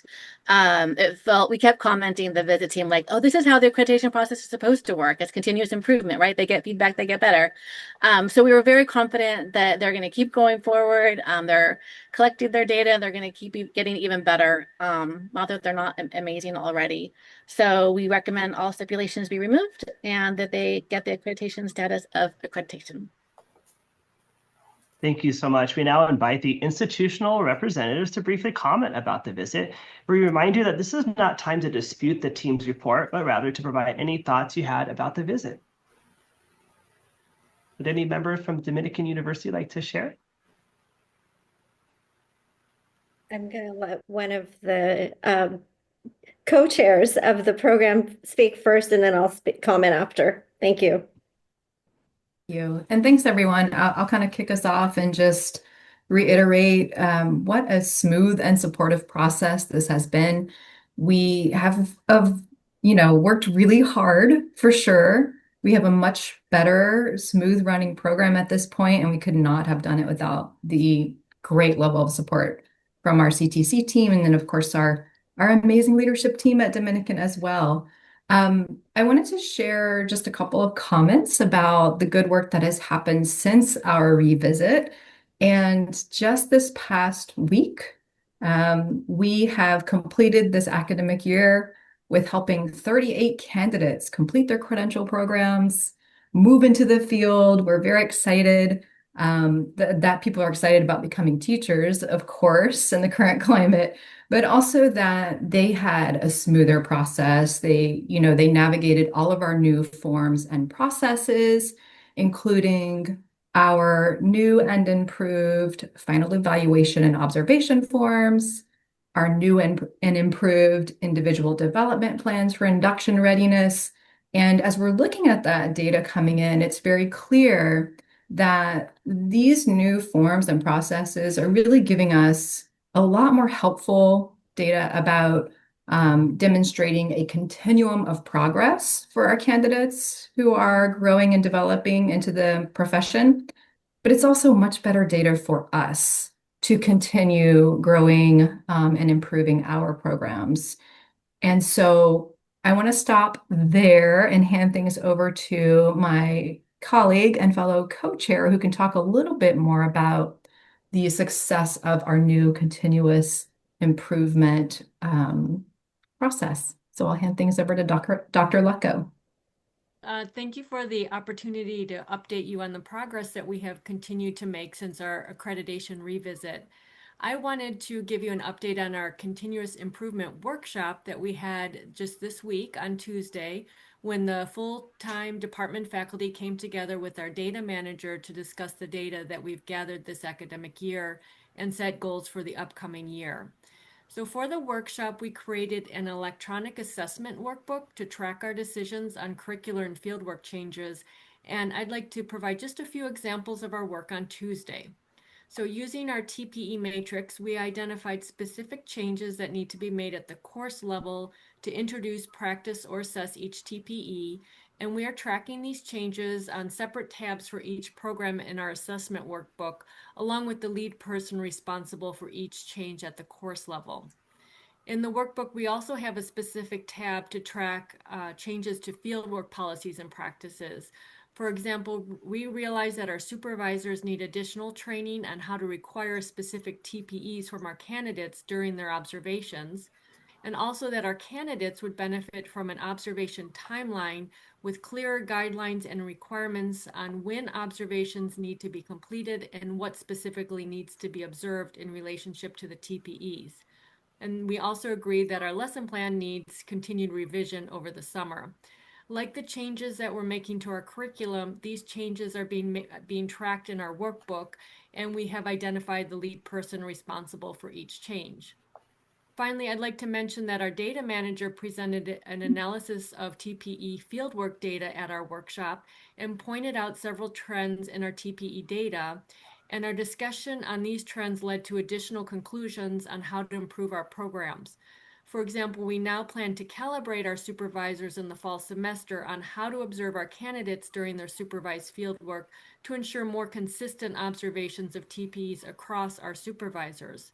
This calibration would start with a discussion on simply what under-observed TPEs might look like in the field and include tips on how to support candidates develop in these under-observed TPE areas.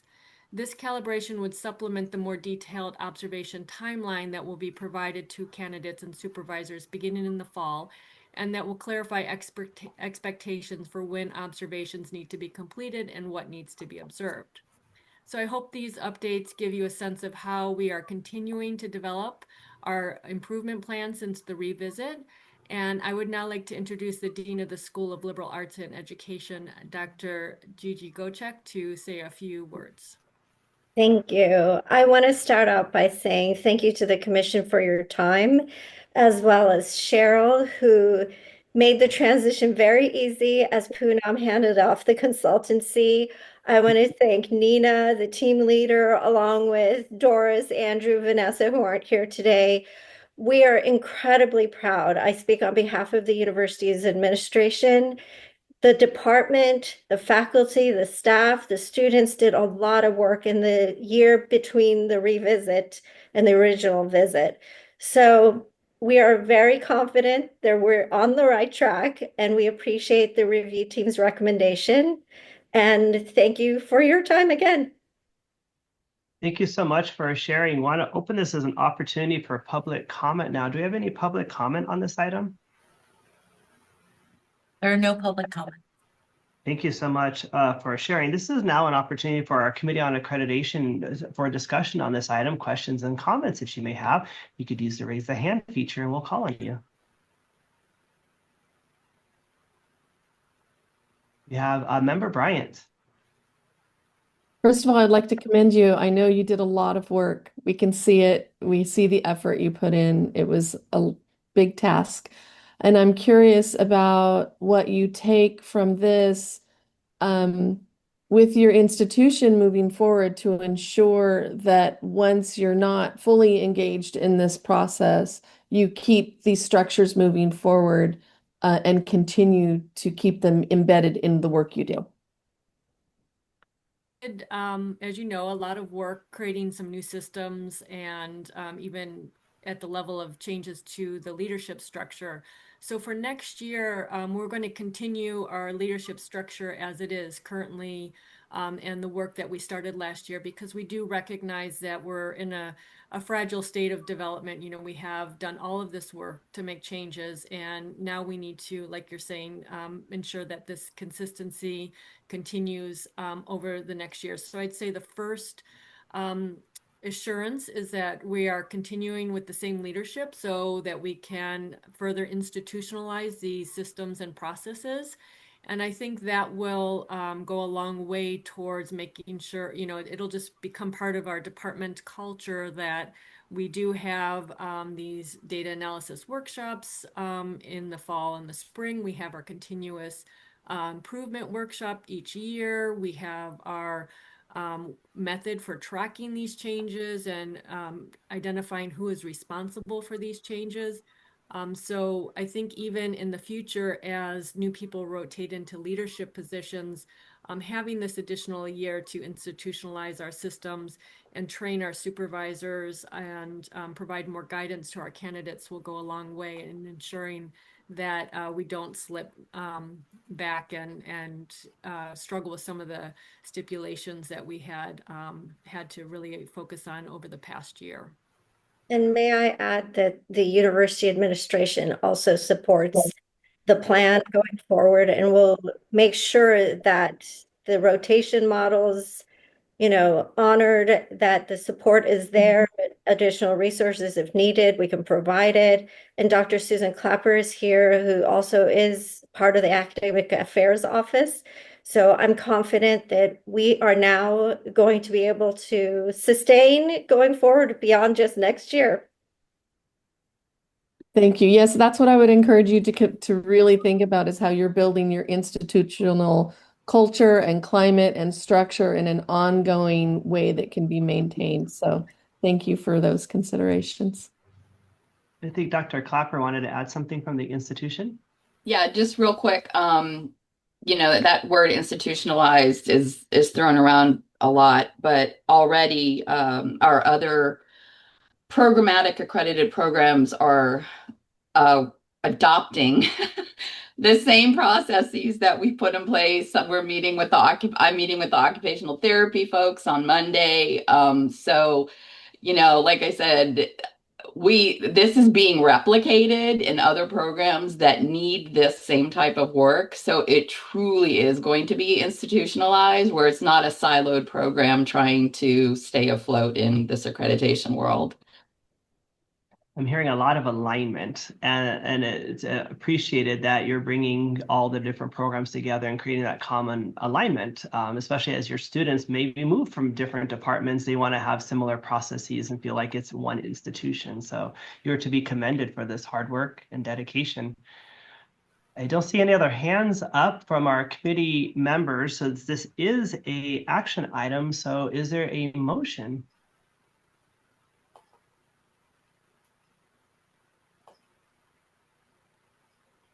Yeah, Member Hillis. I'd like to make a motion that we accept the recommendation to remove all stipulations and to grant accreditation to Dominican University.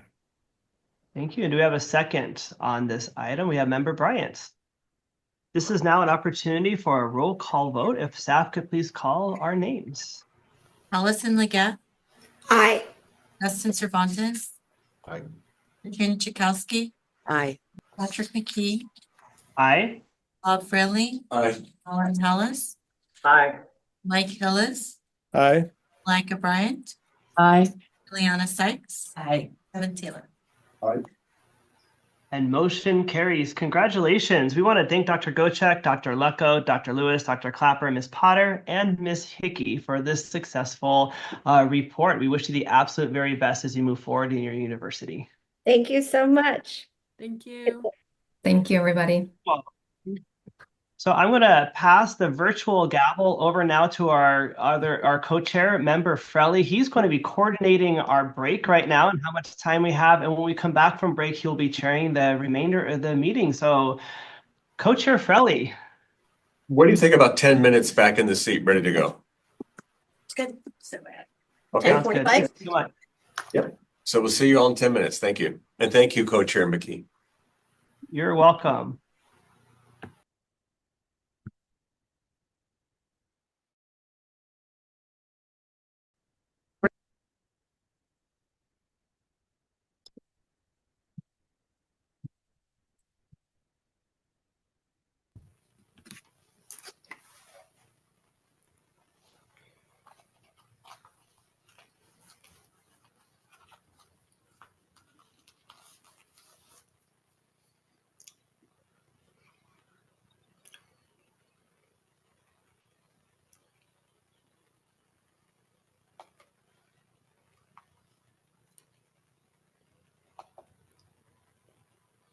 All right, thank you all for being back. We're going to reconvene the meeting on accreditation.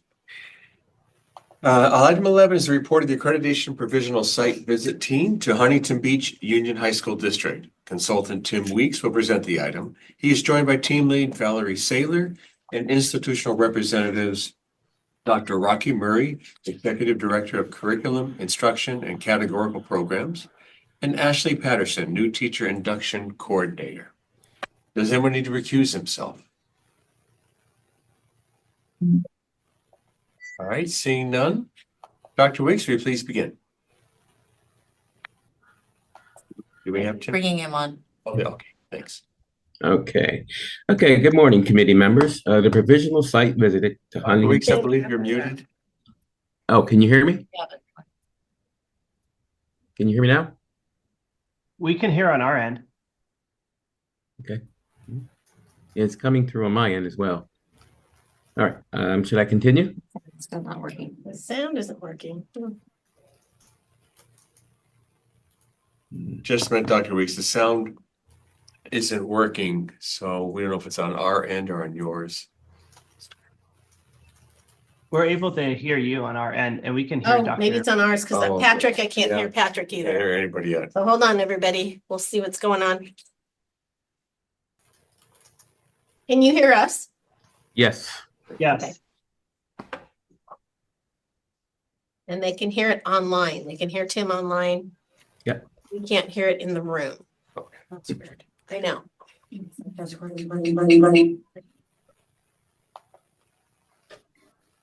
We might have it now. Dr. Weeks, can we try it again? Yes. Can you hear me now?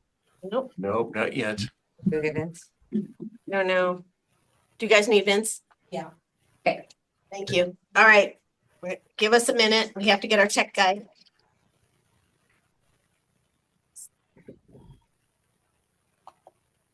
Okay. Roxanne. Oh, yes. In the audience, you can hear us. Those who are online, you're missing a treat in here. Every time the lights go dim, a couple people have to run around the room to kind of re-engage the automatic. It's our stretch break. It's a stretch break. And stretch break. Exactly. You say we need to get them one of those, wigglers you see in front of car dealerships where just the arms are moving. I wish there was a way to reprogram them, but apparently you can't.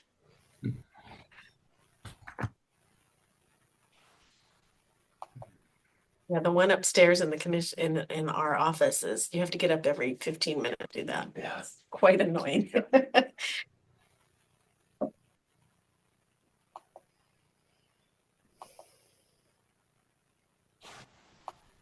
Sitting at your desk and not working, right? If you're not running around the room, they don't think you're working. All right. Well, I'm not exactly sure what's going on with the system, but we are searching for our IT guy. So, hey, we appreciate everybody's patience as we try to sort this out.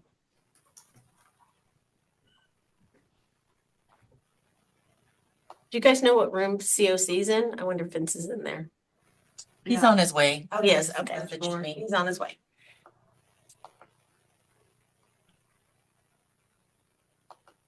Oh, somebody said they can hear the three of us. You mean? Yes, online they can hear them. Okay. I'm going to fix this chair. It's bothering me.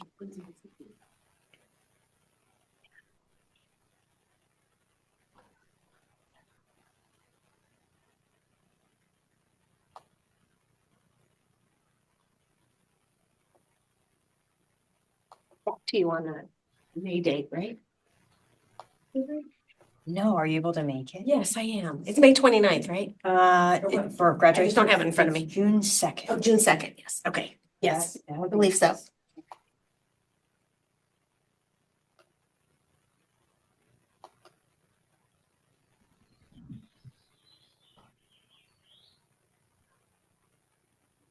I'm already looking at the RSVPs. I'm like, I think we may have outgrown our courtyard space, so it might be very cozy outside.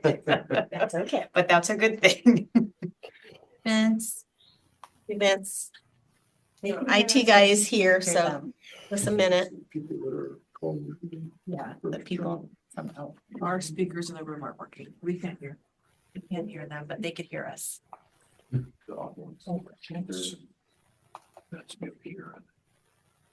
can pull up your email from before, but if you have any specifics again about the I will, links and all that. making myself a note. Okay, great. Thank you, and I apologize for that. I'm just, there's a lot going on. Yeah. Looking on break at our. Hey, Tim, can you hear, can you Like, speak? things are looking something? good for our candidates. Oh, can you hear me now? Can you hear me? Yeah, Yes. there we go. All right. Get it here, Nick. All right. All right, are we ready to begin? Yep, we're ready. Thank you. Thank you, Tim. Great. No problem. I will start at the top. Okay. Good morning, committee members. The provisional site visit to Huntington Beach Union High School District, HBU-HSD, took place on March 17th and 19th of this year. The visit was conducted entirely in video technology via Zoom and in accordance with all normal accreditation protocols. A total of 84 interviews were conducted with various constituents throughout the site visit. As a reminder, the provisional site visit, which takes place during stage 5 of the initial institutional approval process, or IIA, can be thought of as a truncated version of years 5 and 6 of the 7-year accreditation cycle. Huntington Beach Union High School District submitted their responses to preconditions, program review, and common standards in the year leading up to the provisional site visit. And those submissions were reviewed by me and the team members of the provisional site visit team. HBU-HSD responded to all feedback on those submissions and worked with me to prepare for the provisional site visit in the year leading up to it. So Huntington Beach Union High School District is now in the final steps of the IIA process. And after today, the institution will either remain with the COA for follow-up or will move forward to the commission for full consideration of full institutional approval. I worked with the program coordinator, Ashley Patterson, over the last 9 months to complete the required submission and prepare for the site visit. And I'd also like to commend Ashley for seamlessly stepping in when the previous institutional lead, Kendra Rosales, was pulled for another position.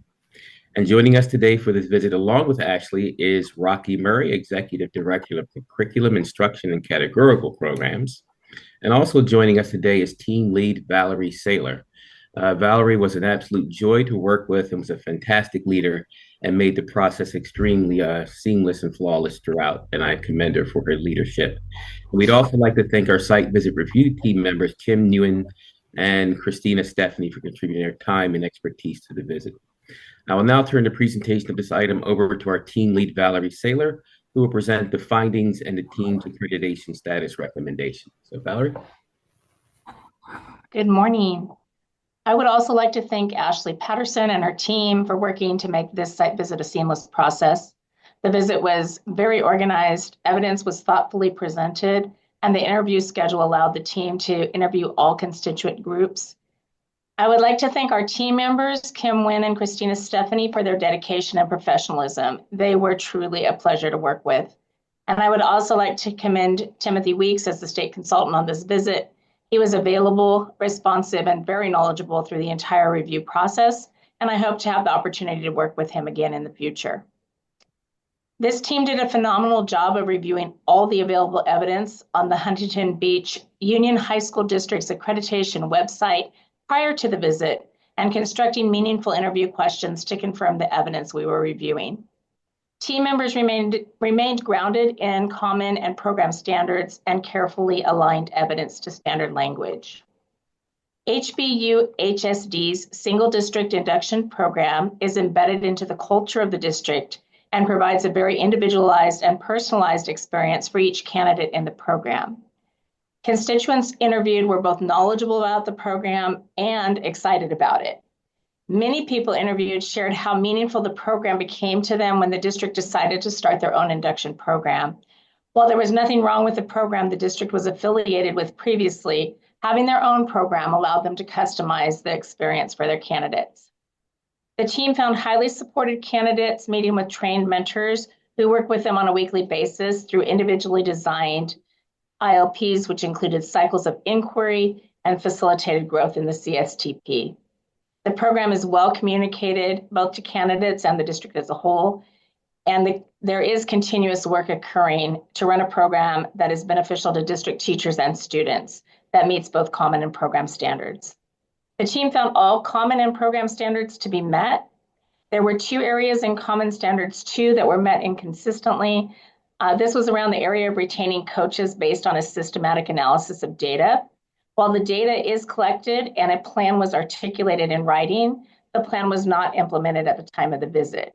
The program leadership began discussions about implementation during the site visit, and the team is extremely confident that the written system for retaining successful coaches will be implemented for the next coach selection cycle. After the full review of precondition, program standards, and common standards, the team is unanimously recommending accreditation for Huntington Beach Union High School District. Thank you. Thank you, Ms. Saylor. Thank you, Dr. Weeks. We now invite institutional representatives to briefly comment about the visit. We remind you it's not a time to dispute the team's report, but rather provide any thoughts that you may have regarding the visit itself. I would just like to echo everything that was shared and say thank you back to Tim and Valerie. This can be a very stressful process. They were fabulous. Huge thank you to Tim for meeting with me every month. He was very responsive and we felt incredibly prepared, understood the expectation of the visit. All of the guidelines were very well laid out. So Timothy, thank you again for all of that. Valerie, Christina, and Kim were fabulous during the visit. They were very clear in what they needed, in the process that we were going through. Any questions that they had, they answered quickly, and just made the visit really pleasant experience. So thank you so much. We really appreciated this opportunity. Thank you for your comments. Dr. Murray, would you like to offer any comment? Yeah, I would just like to add, we feel good about our program, but through this evaluation, it helped us tighten it. And we know there's things that we need to do that's going to make it better. Even our coaches, as we've talked to them about, we need to, clean some things up for you guys as far as how we're going to evaluate you. And they are welcoming that. So I just want to say thank you to the team. This was the best type of evaluation experience I've had in my 27 years. So they were professional and on point, organized, and it was fantastic. So I thank you. Oh, yeah, you're welcome. Thank you for your comments. It's nice to hear that both of your comments are speaking to continued improvement, which is something that we're always hoping for and striving for, at least from our position at the COA. Are there any members of the public who wish to offer a comment? There are no public comments. All right, it's an opportunity for COA members to offer a comment or question.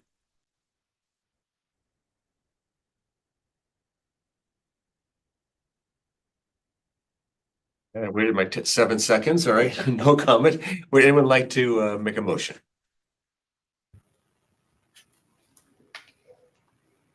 I move. Member Sexton. Just speaking because I don't know if you can all see me. So I move that we move to approve the Huntington Beach Union High School District accreditation visit. Okay, so moved. Is there a second? Aye. Second by Member Hollis. Rolls, please be called. Allison Leggett, Aye. Augustin Cervantes, Aye. Katrina Chakowski, Aye. Trick McKee, Aye. Bradley, Aye. Ellen Hallis, Aye. Nick Hillis, Aye. Malika Bryant, Aye. Jana Sykes, Aye. Kevin Taylor. All right. Yeah, motion carries unanimously. So thank you for your work, Dr. Murray, Ms. Patterson, Ms. Saylor, and Dr. Weeks. Thank you all. Have a great day. Congratulations. Moving on to item 12, report of the accreditation revisit team for Alliant International University. Consultant Dr. Sarah Solari Colombini will present the item, and she is joined by institutional representatives Dr. Judy Rantle, Interim Dean, Dr. Ruth Best, Associate Dean, and Dr. Christy Pruitt, Dean of Accreditation. Does anyone need to recuse himself? We have one recusal, Member Taylor. And we still have a quorum. So, Dr. Colombini, will you please present? Yes. Thank you. So this agenda item addresses the revisit for Alliant University that was held on March 25th through the 27th as a result of the COA's actions from the April 2024 site visit. At the June 2024 COA meeting, the COA actually assigned Alliant the status of accreditation with major stipulations and asked the institution address the stipulations in a mid-visit report and at a revisit. And that would occur 1 year after the original site visit. So most of the stipulations centered around candidates, with one focused on site-based supervisors. Resources were never an issue, so it was really the effective use of resources to support the candidates given the structure of Alliant's program. Candidate voice was needed to determine whether the stipulations were being met, which is why the revisit was deemed necessary. Both Common Standards reviewers, one serving as team lead, served on the revisit to assess the institution's progress towards meeting stipulations. Included in the report are the rationale for each of the stipulations and the recommendations for removal, maintenance, or modification. According to the team's recommendation, there are only 2 stipulations that remain. The first is stipulation 1, which addresses the fact that candidates and constituents are able to articulate the systems of support that are available to candidates, addressing the support, advice, assistance to promote candidates' successful retention in the program provided by the unit, that it is effective. And this was adequately addressed for the past candidates, which is why there's a notation in the recommendation. However, at the time of the revisit, there were still inconsistencies. Some candidates reported that yes, and then others reported not. And so Alliant is statewide, right? So that's why there were some inconsistencies. So this also could be due to the length of time that the new structures and supports have been in place, which is why the team is suggesting that there be just a follow-up with focused interviews with the candidates, addressing this specific stipulation to determine if the new initiatives they're implementing are effective. The second stipulation that remains and has a recommended modification, since the team deemed that that part of the stipulation was addressed, is that site supervisors are evaluated by the program and engage in two-way communication with the program that is effective and systematic. So the team also found inconsistencies across the site-based supervisors around communication and the feedback from their evaluations. So again, the team is recommending these focused interviews with site-based supervisors to ask about just these 2 identified areas, the candidates and with the site-based supervisors. And so we've asked for this to occur before, by December of this year. And of course, the institution is quite eager to address these, as they have been with all of the stipulations. And so we have that scheduled for December 4th and 5th, I believe, of the end of this year.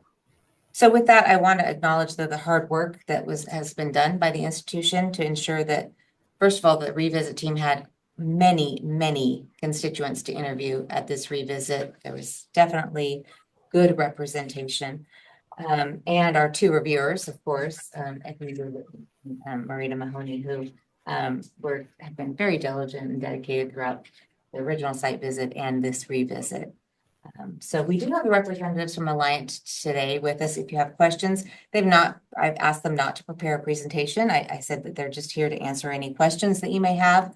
I think the report is pretty thorough and addresses everything that occurred in the revisit. So with that, you have the recommendation for changing the recommendation from accreditation with major stipulations to accreditation with stipulations, and this idea of going back and just doing some focused interviews with the site-based supervisors and the candidates around these 2 particular issues. That. All right.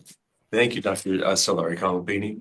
We now invite institutional representatives to briefly comment about the visit. We remind you it's not a time to dispute the team's report, but rather to provide any thoughts you may have regarding the visit.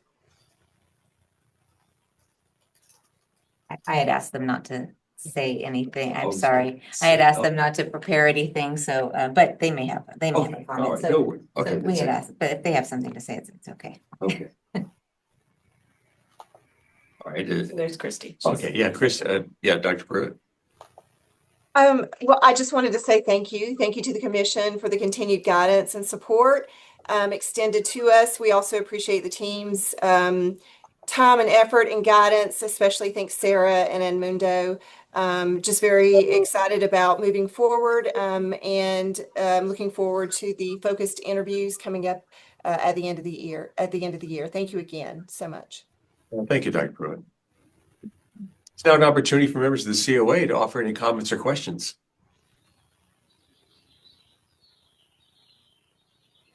Member Tchaikovsky. I'm sorry, I don't think I'm using the chat icon, but raising my hand. It's actually easier to see the hand, so it's fine. Well, thank you for coming, and thank you, Sarah, for the report and your summary thereof. Just a question to the members of the Alliant team. Clearly, the idea of making sure that mentors and site-based supervisors are participating in a two-way conversation is really important. That runs through so many programs that we review on a regular basis. I guess my question is, how is it that you plan to productively and constructively address the remark that, no news is good news? I mean, unfortunately, I think that is not limited to this report, but how is it that you are going to generate and capture good news? How are you going to know exactly what your mentors are doing and how the relationship with their pre-service people is evolving? That is an excellent question. Thank you so much. I'm going to be rather succinct, but you please let me know if you'd like more information. One of the things that we're going to do is provide more support to our students, and that is going to come in the form of 2 new positions. We're going to have a district liaison position as well as a regional clinical supervisor position. This is going to allow the reach to be far and to cover the entire state. But those 2 new positions are going to give our team and our candidates more support, and especially our district employee supervisors will have a contact that they can reach out to at any time with questions. We also are increasing items such as bi-monthly office hours just for district employed supervisors. This was not there before. We're updating our attestation form so that district employed supervisors can have better communication and understand their accountability, as well as developing an in-house district employed supervisor orientation. That is a snapshot. I'm happy to talk about more items if you'd like, but want to stop there. Yeah. And if it's okay. Thank you. Okay, may I add, and I think to your point, and it's a wonderful point, is ensuring that every district supervisor gets that contact, whether they want to say the candidate is doing wonderfully and there's no issues, or whether they want to bring something to the fore that needs to be addressed, but to ensure that that is a regularized and systematic sort of part of what we do, that contact occurs. Orientation is wonderful. Office hours are wonderful. And where we saw some inconsistency is that you likely heard from the district supervisors who came to an office hour, right? And said it was really helpful and wonderful. And there might have been another who had chosen not to. So it's sort of ensuring that that's going to happen regardless as part of a contact strategy in a way with our district supervisors. Well, thank you. I mean, I think that was kind of what I was curious about is, the voluntary versus uniform, contacts with the mentors and checking in with them, because, we all know how busy schools are. You're talking about site-based people who are torn like 9 different directions. So, I think if you attend to what you just described, then when there's follow-up interviews, you're going to hear a more representative, universal description of the support that obviously you've thoughtfully designed. So thank you for that. Thank you both. Co-Chair McKee. My apologies. I was looking for my mute button. Again, I want to commend you, Alliant University, for the hard work and all the areas that the stipulations are being removed. I have one question, more of a process question, and one question for the university. So if they are coming back in December, are we getting another report out, or is this just an internal process? Yeah, you'll be receiving another report. So, because they need to get to accreditation. So if you accept the recommendation right now, you'll be awarding them a status of accreditation with stipulations with some focused interviews. So. Excellent. No, that helps me. And so I kind of a part of the wondering, so for Alliant, if you can speak to a little bit and almost mirrors a little bit of what a member Tchaikovsky has said. I was looking on page 8 of the report. And so the revised stipulation, it was removed that their site-based supervisors are receiving the training. But when I look at that standard, it says effective. And when I look at the report out, all they have to do is view. And I'm wondering if part of the confusion may be that if they're just signing something that said they viewed something, is that a possibility of where maybe some of the struggles are? Because is just signing you watch something effective? And possibility, maybe something I would be looking for, are you going to engage them even with some questions or answers or interactivity? I would be hopeful that everyone who signs something watched the training, but when there are systematic problems, maybe part of the piece would be that is there accountability for what was watched? And it's a wondering, and maybe something you have thought about already, but what are your perspectives? And by no means saying no one's not watching what's there, but it may be a connection. I always have a thought, but I'm going to let our dean speak first, and then I'll follow up if there's something I feel eager to say. Thank you, Provost Heller. So I would like to start, if that's okay, Dr. Mantle, and just mention that very, very good recognition there on that item. And that is one of the reasons that we're going to be creating an in-house orientation for our DES. We're excited about this in-house orientation, meaning that they will be getting individualized, or I should say customized training, and these trainings will be in various modalities. So they'll be in person, that they can join online, they can watch videos if they're not able to do that within the time frame given.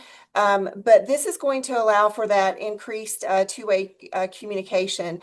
We're also going to create meet and greets, or have meet and greets, as well as regular meetings where, again, it's going to increase the two-way communication. We're expecting these district employee supervisors to come to the table and to share out and talk with us.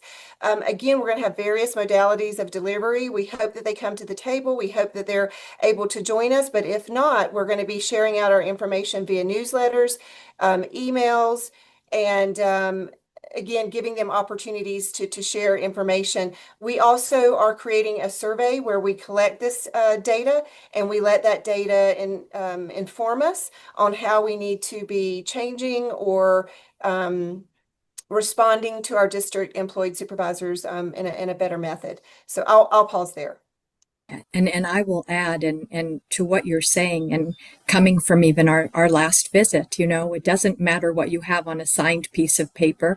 I'm sure it was very frustrating for Dean Pruitt to literally have district supervisors tell the last visit team that they didn't have an orientation. And you want to run with your paper and say, they signed this. Yes, they did, right? But it doesn't matter, right? If that disconnect is there to show proof that they signed that they did it, it has to be, integrated, digested. It has to really begin the beginning of that relationship.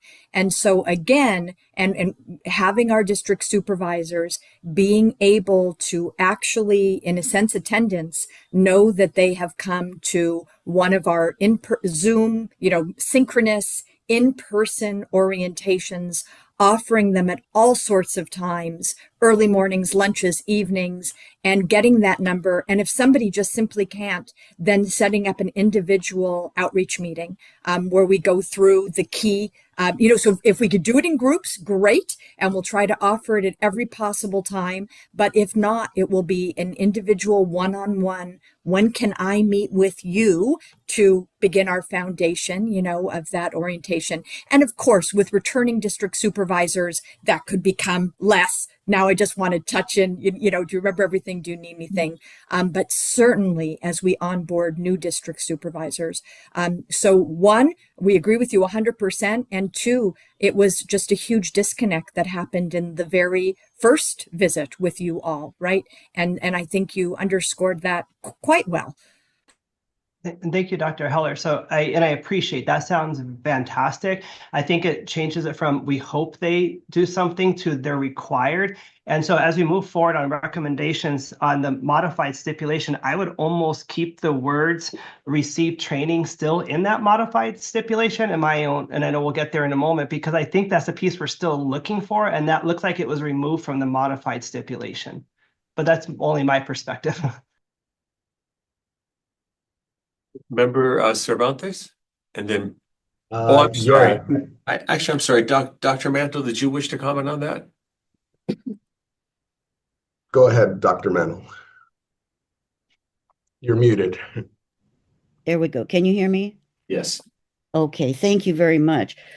Just as a follow-up to what Dean Pruitt and Provost Heller have said, we really are very committed to continuous improvement at Alliant University. And I'll have to say that, there's nothing like a CTC visit to really spar that energy and to really cause you to step back and look at everything very thoughtfully in terms of what you're doing. How does it come into a system? How do we assess it? How are we using the assessment data, etc.? Since the visit, we have formulated 2 task forces, one for each to deal with each of these stipulations, and there's a wide constituency represented across both of these, and some involve some of our university level folks as well as our school people. So I'd like to say to Mr. McKee, that was an excellent citing on your part. And that's one of the advantages of having this type of coordination and these coordinated meetings with collaborations across these different programs and disciplines, is that we hopefully can design what I call mousetraps.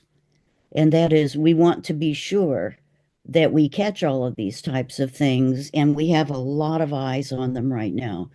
So thank you for that observation. And that's the very kind of observation that needs to be continued as we further build out these systems. And there's no doubt in my mind that I really believe Alliant is going to become exemplary with in a totally async university. Get all of these systems working very effectively. I think we will be a university that is pointed to as exemplary for how you do it in an async environment, because it's challenging. But the reach out, it's all about communications with the students, communications with the, as we call them, DES or district employed supervisors. It's very critical. And so I think, I really thank Provost Heller, who goes to bat for us all the time. She's truly, truly helped us get the resources in place that we need to really make this not just passable, but I believe it will exceed the standards when it's all said and done. So we look forward to having you back. Thank you, Dr. Mantle. Member Cervantes. No, and actually, thank you, Dr. Mantle, for the comment. You just made it sort of a good precursor for me. I want to echo Member McKee's comment about making it a requirement. And I'm looking here at this listing of a vetting process. I used to do placements myself, so I know how complicated that world is, from getting the MOUs to finding good sites to getting the lights to turn on, right? All of those pieces. And so I say this because you list 2 things. One is you want to vet folks for qualifications, and then readiness. And to me, this is all a part of readiness. One thing is for you to be qualified and to, on paper, be a site-based supervisor that meets the criteria. But readiness to me is that you're ready to do the job as the job entails for you to do it, right? And the job here is to serve properly as a mentor, as a supervisor, as someone who's really coaching and guiding someone into a career. and doing it with intentionality. And so my advice, it's a very simple one, is really work on the vetting process. Like, who are you selecting? How are you selecting those folks? Making sure you acquiesce to what is needed to make that onboarding process a sound one, so that no one is saying, hey, no news is good news or what have you, and that the communication is from the get. It's almost like you're getting into a relationship from the very beginning, and you want to know what those expectations are and what it would mean for that to be carried forward. And trust that when we call someone a good supervisor, we're not just saying that they meet qualifications, but that they really understand the commitment. And readiness to me is that commitment. So I invite you all to really look at your vetting process and to ascertain how you can make that from the very beginning the best onboarding experience. And because nothing spells out satisfaction than someone who knows what they're in it for and knows what's expected of them, and that is saying and doing the things you want them to say and do, and walking that walk right alongside the program. Right. I thank Member Cervantes. At this point, and member of the public wish to make a comment. There are no public comments. All right, this is an action item. Is there a motion?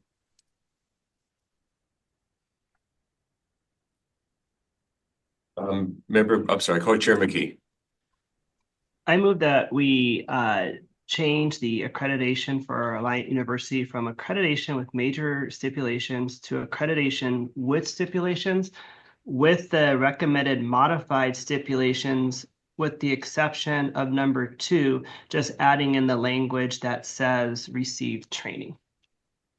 I believe there also, thank you, Member McKee. It was also 1A. Did I misread that one? That was the other revised. I think he just wanted to modify the second stipulation, Okay. stipulation 2. Yeah, just accepting. Well, my motion was, unless I made a mistake, and my apologies, is to accept all of the removals of the stipulations that are there and all the revisions offered, with the exception of that one revision, and adding language into that. Does that make sense? Totally understand. I'm looking at the chart provided to us. It says in 1A, maintain stipulation with the exception of PA at the PASC, which has been addressed. So yeah, I just want to be sure that we have everything understood on that one. So thank you, Co-Chair McKee. Is there a second? Member Bryant, will the staff please call the roll? Allison Leggett.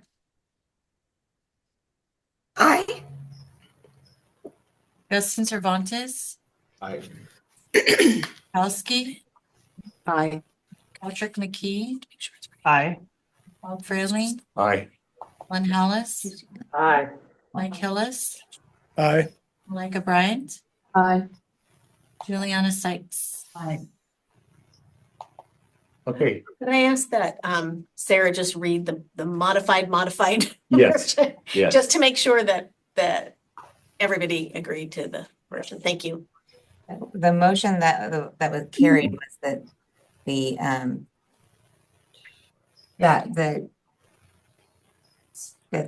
accreditation be changed to accreditation with stipulations, with the first stipulation remaining the same and the second stipulation to be modified to state that the site-based supervisors are trained or receive training, are evaluated by the program, and engage in two-way communication with the program that is effective and systematic. Sound right, everybody? That you voted on? Okay, great. Just wanted to make sure. Yes. Right. Yeah, thank you. All right, was Thank that you so much. yeah, Member McKee? Oh, okay, got it. All right. So at this point, we've already done the roll call vote and the motion passes. So thank you for your efforts and thank you for joining us, Dr. Pruitt, Dr. Heller, Dr. Mantle, and Dr. Solari Colapini. Thank you for your efforts. Thank you all very, very much for your continued support. Take care. Bye-bye. Bye-bye. Have a great day. All right, moving on to item 13. And thank you for being patient with us as we get through some of the other items as well. Item 13 is a discussion of the 7th year report from Glendale Unified School District. Consultant Sarah Barwani will present the item, and she is joined by institutional representatives Sally Miles, teacher specialist for new teacher induction, and Dr. Lena Kortosyan, Senior Director of Teaching and Learning. Anyone need to recuse himself? All right, seeing none, Ms. Barwani, will you please begin?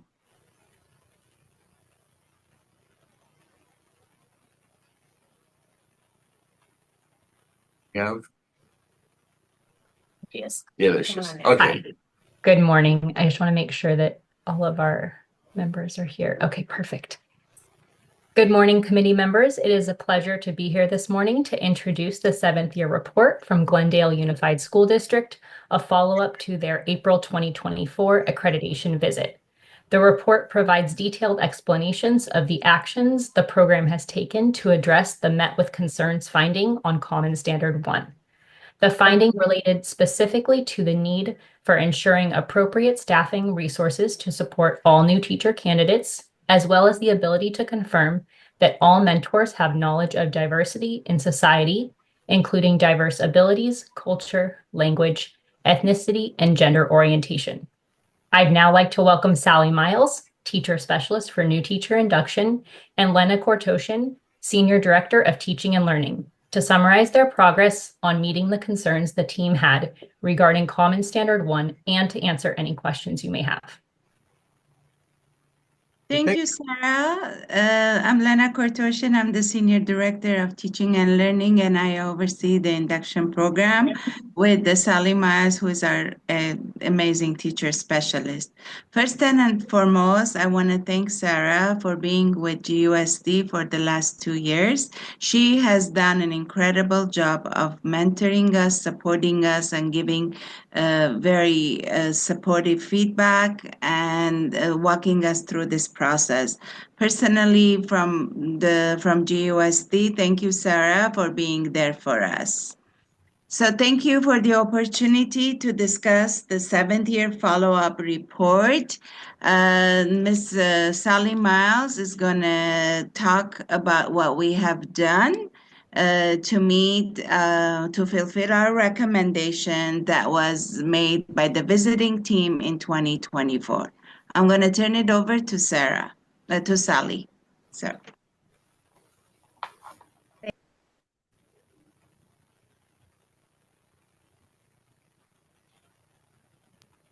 Okay, sorry. No Was worries. unmuted for a second. All right. I want to also thank Sarah for all of her guidance and support, and Lena for her leadership and oversight of the induction program, and basically the site team that made the recommendations for our 7th year visit. And we're going to talk about what we have done to meet those recommendations. The first recommendation dealt with that we had candidates that were waiting to be enrolled, and we did not have appropriate staffing resources to support all of the new teacher candidates. So a little bit of background on that. This was a situation wherein we did not have, where the district hired a large number of teachers right after we came back from COVID in 2021, 2022. It's a situation that the program has not been in this past year or since that 1 year that this occurred. And what happened is that we sprang into action and went and hired additional mentors to cover the 14 candidates that we were not able to serve at that time of the over 100 that we had. A little bit of background, though, on our hiring process for the mentor teachers. Per our collective bargaining agreement, the mentor teachers are hired by our human resource department based on the confidential decisions made by a separate peer and assistance review panel. And they select the mentors based on criteria that are delineated in our collective bargaining agreement.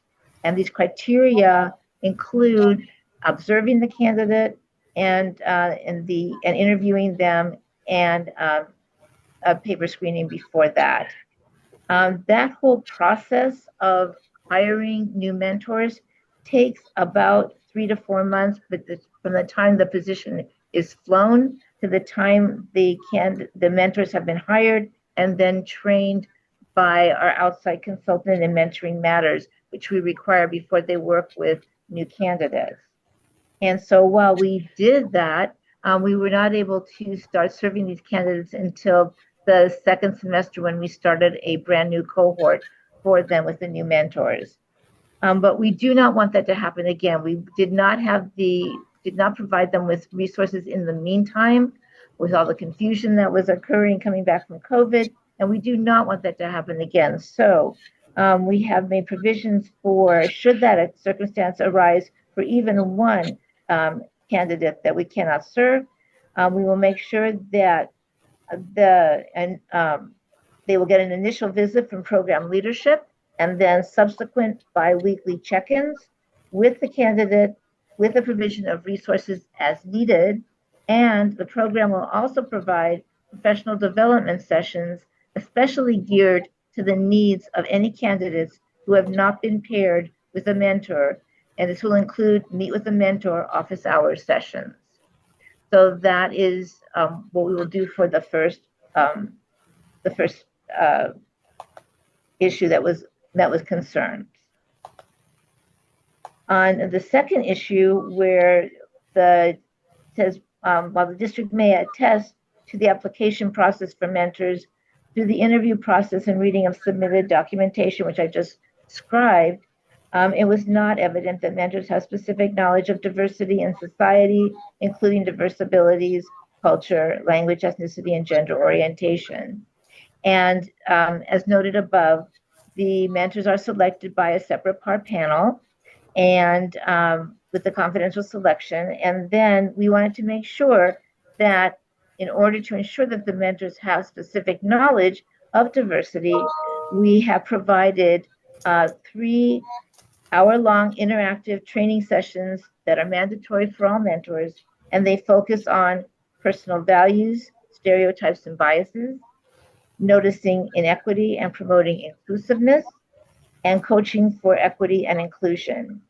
And these sessions have been attended by all mentors, either in person or if they were not able to attend, they did a makeup session on a Google Classroom. So all mentors have been trained.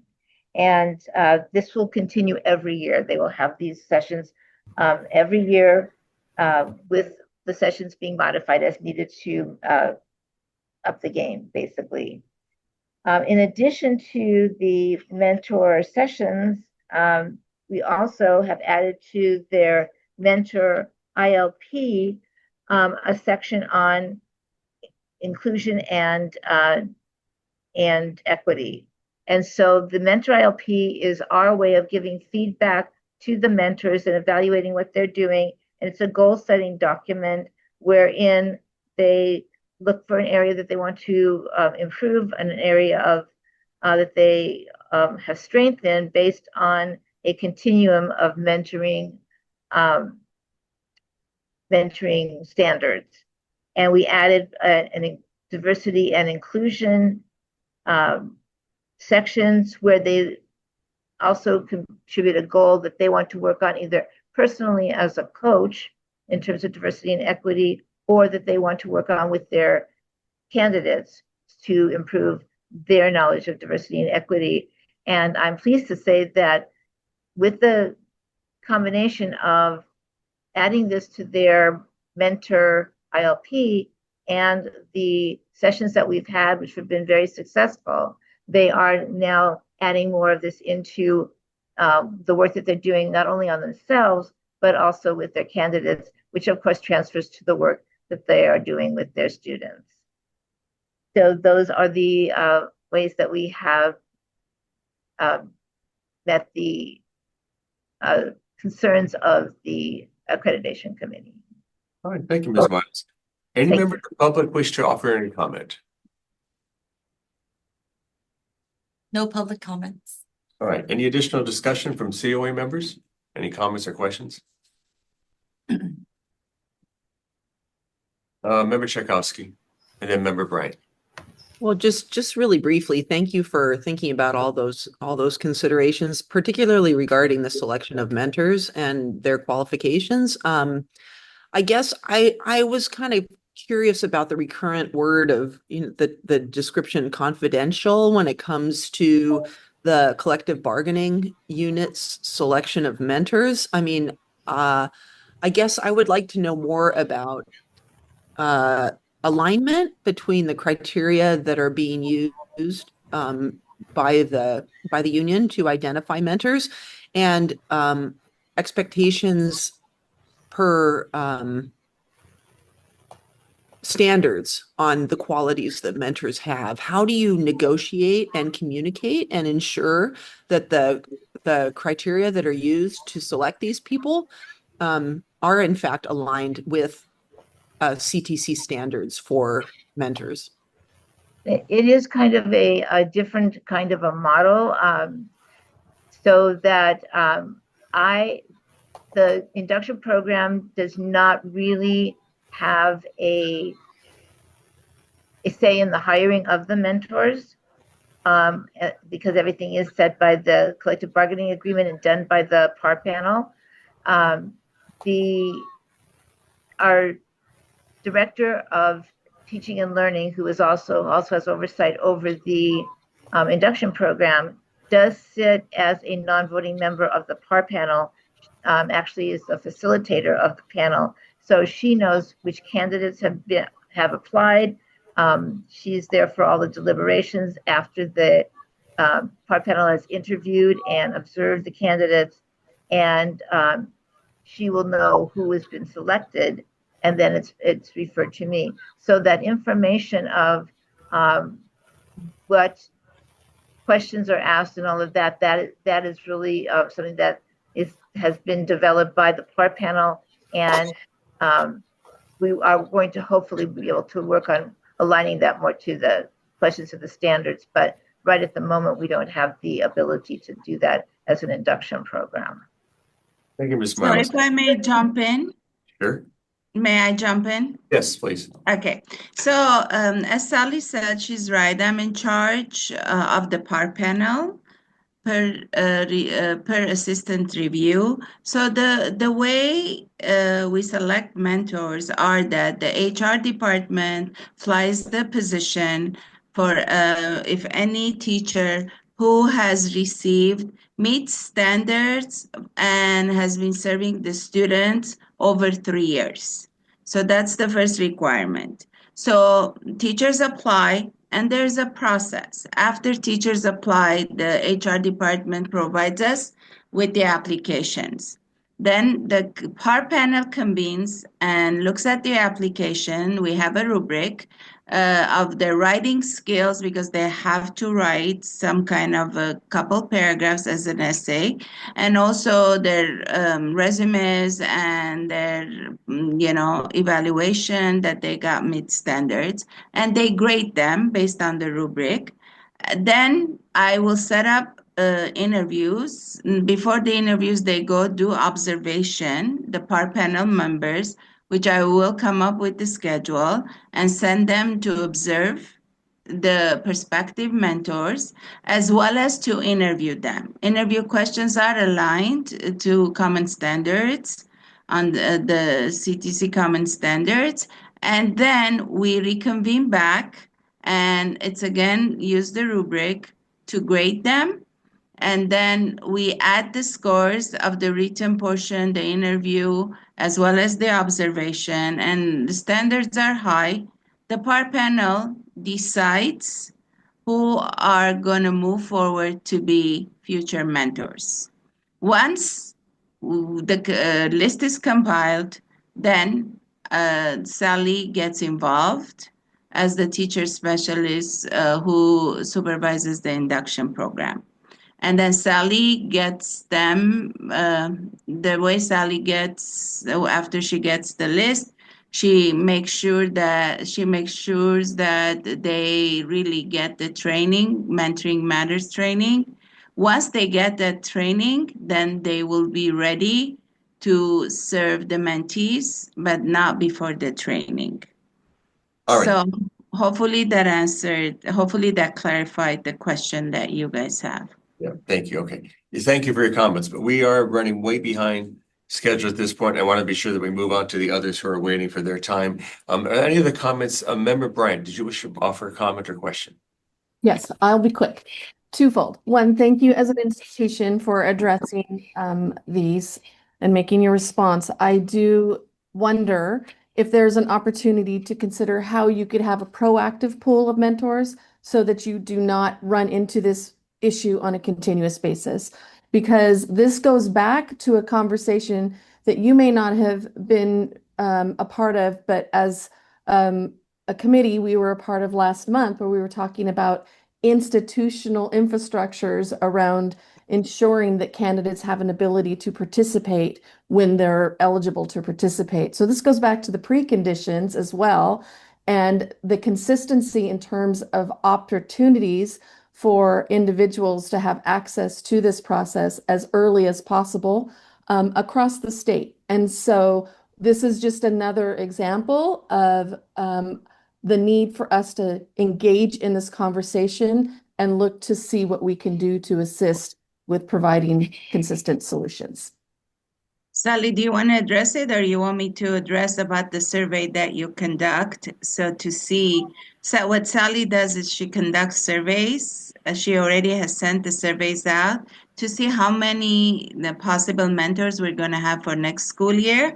And based on that survey results, we get proactive and we fly the position so we can hire more mentors as needed. Thank you for the comments. Patrick, we have time for one more comment. So Co-Chair McKee. I just want to extend what Member Chakowski and Member Bryant said, because I'm hearing things and I think we're getting deeper into some topics that maybe weren't here. Because what I heard, I want to clarify that the induction, the mentors are not aligning, the interviews are not aligned to program standards, they're aligned to common standards, unless I'm mishearing, and that there's not a voting member that's aligning program standards for the selection of mentors. So I'm hearing things that are extensions of what's on the documentation here. And I don't know if I'm misunderstanding, but I know I'm the third representative kind of asking in the same area about mentor selection. And so I have some wonder, I guess I'm having more wonderings now than initially having. So can we get some clarity or on this possibly, or maybe if the misunderstanding's on us, I do apologize, but I think I'm extending the same questioning. So we are definitely meeting program standards with it. With the common standards, I think that the specific questions dealing with diversity were not being addressed. And so we wanted to make sure that the mentors that we are working with have that background and have that information. And so we're providing the training to deal with that. We are following the collective bargaining agreement, exactly how to hire mentors. And during our observation, as well as during our interviews, we are following the common standards and program standards, the questions.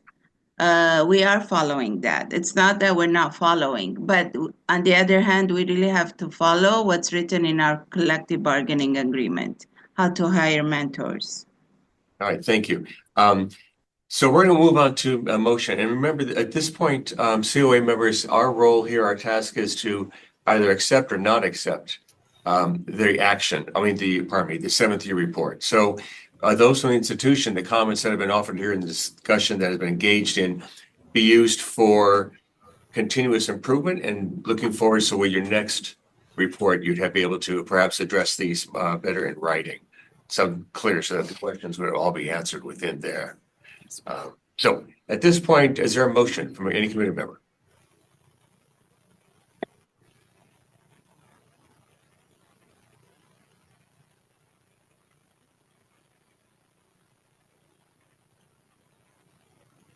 Again, our task is to basically accept the report or not accept at this point. Member Taylor. I move we accept the report. Thank you. Is there a second? Second by Member Hallis. Staff, will you please call the roll? Allison Leggett. Aye. Betson Cervantes. Augustin Cervantes. I think there was an aye. We didn't hear you. Was that, how about thumbs up if it's an aye? Okay, we got an aye. Tina Chakowski, I'm gonna abstain. Patrick McKee, Abstain. Bob Fraley, Aye. Alan Hollis, Aye. Mike Hillis, Aye. Malika Bryant, Abstain. Juliana Sykes, abstain. Kevin Taylor. Aye. So, Michelle, will you please read back what we have for totals?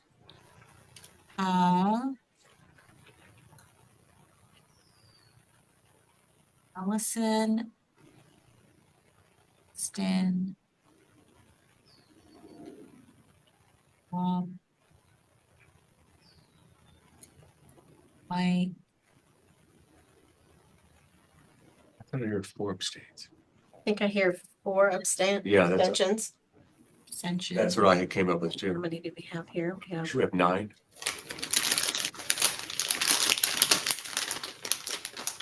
So, can I just ask, just for clarification, those who are abstaining, can you just please raise your hand to be sure we have it correct on our end? Oh, wait, 1, 2, 3, 4. Juliana, Yeah. We have Juliana. Malika, Yep. Katrina, and And Patrick. Okay. Okay, thank you. So we have 4, and then we have 5. Yay to accept the report. Is that right? Is that correct, Michelle? Yes. Okay.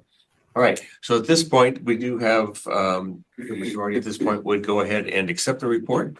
And then we look forward to your future reports and hopefully address some of the questions that we had in here to be able to have that in writing for us to again review it. So thank you very much, Ms. Miles, Ms. Katorjian. Thank you. Thank you, Ms. Barwani, for joining us. Thank you. Thank you all. Have a good day. And thank you all COA members. I know it was a long report, but I appreciate your thoughtfulness.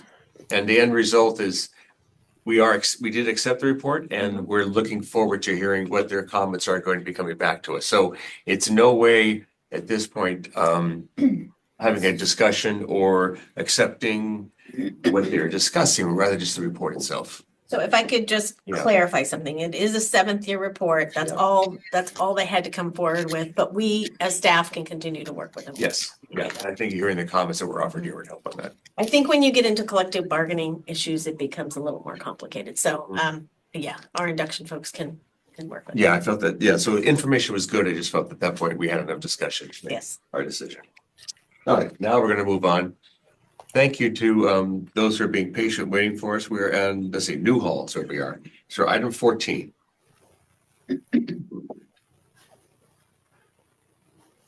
Pull my information here. Okay, so it's the report of the Accreditation Provisional Site Visit Team for Newhall School District. Consultant Dr. Frances Kellar will present the item, and she is joined by team lead Amanda Baird and institutional representatives, Dr. Leticia Hernandez, Superintendent, Amanda Montemayor, Assistant Superintendent of Human Resources, and Dana Lewis, Coordinator for the SCV Consortium Teacher Induction Program. Does anyone need to recuse himself? I see none. Dr. Kellar, will you please begin? All right. Good morning still. Good morning still, committee members. The provisional site visit to Newhall School District took place from April 14th to the 16th, 2025. The visit was conducted entirely by video technology. We have a total of 160 interviews, which were conducted with various constituents throughout the site visit and proceeded in accordance with all normal accreditation protocols. Before we jump into the report, I know we had a couple of provisional site visits as well. So just as a reminder from this morning, brief reminder on the process leading up to a provisional site visit, which takes place during stage 5 of the initial institutional approval process. Thinking of stage 5 as a truncated version of years 5 and 6 of the full 7-year accreditation cycle, Newhall School District provided submissions for their preconditions, program review, and common standards review in the year leading up to the visit.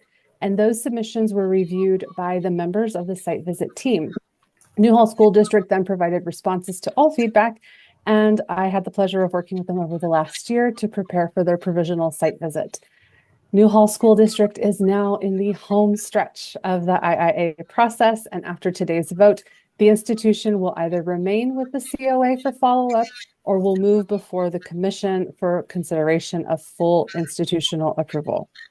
Over this past year, I've had the immense pleasure of working with the institutional team joining us today. Deanna Lewis, the induction coordinator, Amanda Montemayor, assistant superintendent of human resources, and Dr. Leticia Hernandez, the superintendent for Newhall School District. This team has been incredibly thoughtful and diligent in their approach leading up to the visit. Also joining us today is our site team lead, Dr. Amanda Baird. It's been a joy to work with Dr. Baird, who served as a conscientious leader throughout this process. And I would be remiss to not take an opportunity to thank our site visit team members, Cameron Castaneda and David Rivas, for contributing both their invaluable time and skilled expertise to this visit. And now I'll turn it over to Dr. Baird, who will present the provisional site visit team findings and the resultant accreditation recommendation. Thank you, Frances. Good morning, everyone. I first want to say thank you to Frances and again to our team for all the work that they did, and second everything that Frances said about Newhall. From the very beginning, you were so responsive, and anytime we ever had a question, it was immediately, oh, we have that. And I usually had something within 5 minutes. So thank you so much for that. It really makes it easy for our team. Some of the highlights from our visit that we took away was the amount of support that candidates and mentors are receiving from the program. Talking about PD and the amount of resources that they had. And if they ever felt that they needed something else, they would reach out, and then the PD would be created for them. So they feel very supported in that regard. There's very strong communication within the program and the participating districts. There's a semi-famous newsletter that we all question if they ever read what we're sending to them, but every single group we interviewed mentioned how they use this newsletter as their guide to making sure they are on track with induction throughout the year. And then a lot of cross collaboration, not only with the districts, but even with partnering programs. So for example, they're partnering, there's a Union High School district that has their own induction program, and the collaboration that takes place between those two institutions to make sure that all the candidates have what they need. And so after all of that, the unanimous decision from our team was to recommend accreditation. This was based on a thorough review of all institution and programmatic information and materials available prior to and during the provisional accreditation site visit. This included interviews with administrators, faculty, candidates, completers, and local school personnel. The team obtained sufficient and consistent information that led to a high degree of confidence in making the overall and programmatic judgments about the professional education unit's operation. The decision pertaining to the accreditation status of the institution was based upon the following: that all preconditions have been determined to be met, all program standards have been determined to have been met, and again, all common standards have been determined to be met. So with that, our overall recommendation is accreditation. Great, thank you so much, Dr. Baird. Thank you, Dr. Keller. This is now an opportunity to go ahead and discuss the report. Pardon me. I didn't ask for any, did I ask for recusals? I'm sorry, my mind is wandering a little bit right now. Okay, I see no recusal. All right, so I just want to be sure on that. We now invite the institutional representatives to briefly comment about the visit. We remind you it's not a time to dispute the team's report, but rather provide any thoughts you may have regarding the visit. I'm happy to say something. First, just wanted to say, a thank you to this entire process. This is my third year as program coordinator, and there was a lot of learning that took place along the way for everybody. And so I really appreciate that. Not only that, but it's something that really has allowed us to dive into pieces. And I look forward to now, like, the next steps and that continued reflection around our program structures and hearing the voices of our participants and their experience so that we can continue to grow. And then also just wanted to thank the team, Amanda, David, and Cameron. As a first timer, you definitely showed me grace and you answered all of my questions along the way. So I appreciate that. And then Francis, working with you for the past year has been wonderful. I really looked forward to our monthly meetings, and I'm so grateful that I can pop in office hours whenever needed just to check in with you and ask more questions. So thank you so much for your grace and support.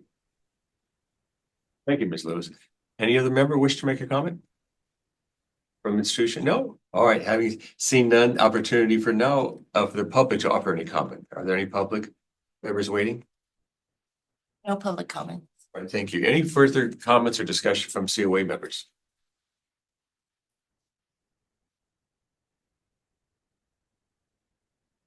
All right, seeing none, this is an action item. Is there a motion? Member Sykes. I move that we move to approve the accreditation team report and findings from the accreditation visit for Newhall School District. All right, so moved. Is there a second? Second by Member Tchaikovsky. Michelle, will you please call the roll? Allison Leggett. Aye. Justin Cervantes. Aye. Katrina Tchaikovsky. Aye. Patrick McKee. Aye. Paul Fraley. Aye. Ellen Hallis. Aye. Mike Hillis. Aye. Malika Bryant. Aye. Juliana Sykes. Aye. Kevin Taylor. Aye. Thank you, Ms. Bernardo. Motion carries unanimously. Congratulations. Thank you so much for joining us, Dr. Keller, Dr. Baird, Dr. Hernandez, Ms. Montemayor, and Ms. Lewis. So thank you so much and go forth. Have a great day. It's lunchtime. Have a good lunch. Thank you. All right. Thank you. We now are on to item 15, pardon me, item 15. It's a preliminary discussion regarding development of the 2026 COA schedule. Item will be presented by Administrator Cheryl Hickey and Michelle Bernardo. Please begin. Michelle's probably saying, what? So I can do this quickly. We, this is about the time of year we begin to think about next year's timeline. And obviously we're back to full accreditation site visits next year. But we always have a little bit of a struggle with quorum in June and August. So we just wanted to reach out if we had a few minutes to talk about what those challenges are, and is there any way we can make sure that we have a full quorum and not, by the skin of our teeth in June and August every year. So we don't have to discuss them now. I know in the interest of time, because we're running a little behind, I'm happy to put this off. But if anybody has any ideas or thoughts, we'd be open and welcome to those. We do want to take into consideration really carefully the site visit schedule, because we find that sometimes we haven't lined up the COA meetings in a good way to have a predictable amount of site visit reports each time, and that there's some that are fewer than others, and especially in the fall we don't quite have as many. So we're just trying to rethink things to see what works for everybody. And obviously, some of you are not continuing because various reasons, but so we just want to throw that out there. If you have any ideas or thoughts, please feel free to either raise them now or go ahead and email Michelle. That would be great. And we will try to figure that out as we look at the calendar for the 2026 year. Okay, sounds good. Any member have any question or comment?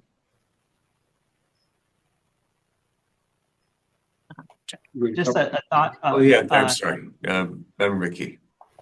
And I know it probably things out of your control, but like many of us, especially at districts or universities, we're planning out our calendars for the next year, like right now. And I know it's hard to have new members on board, but any way that we could do some of the master calendaring at the next meeting in June, because our calendars are actually filling up as we speak, and that may be part of but also those new members coming on board as well. We need to hear their voice. But I think that's kind of where some of us may be, is in that master calendaring as we speak.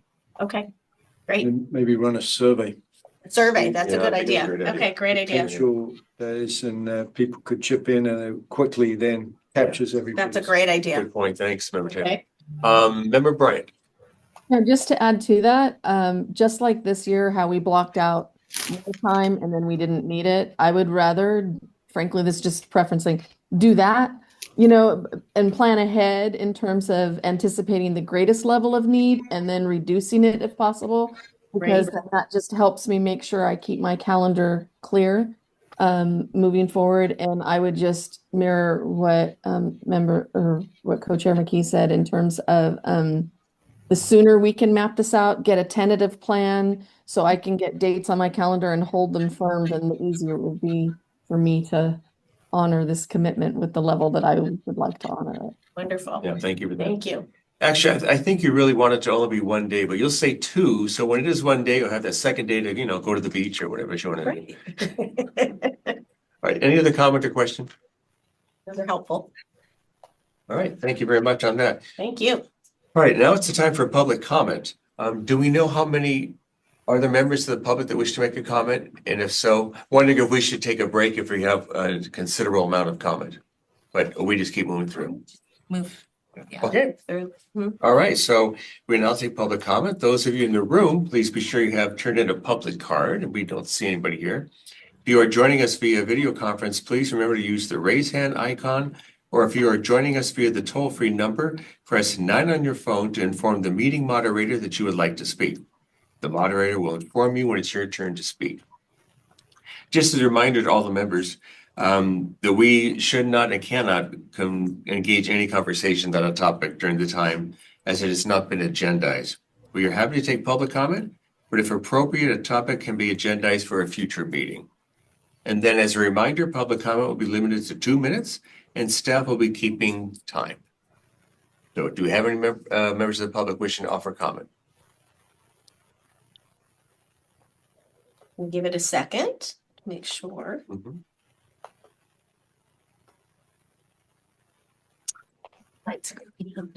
There are no public comments. All right, no public comment.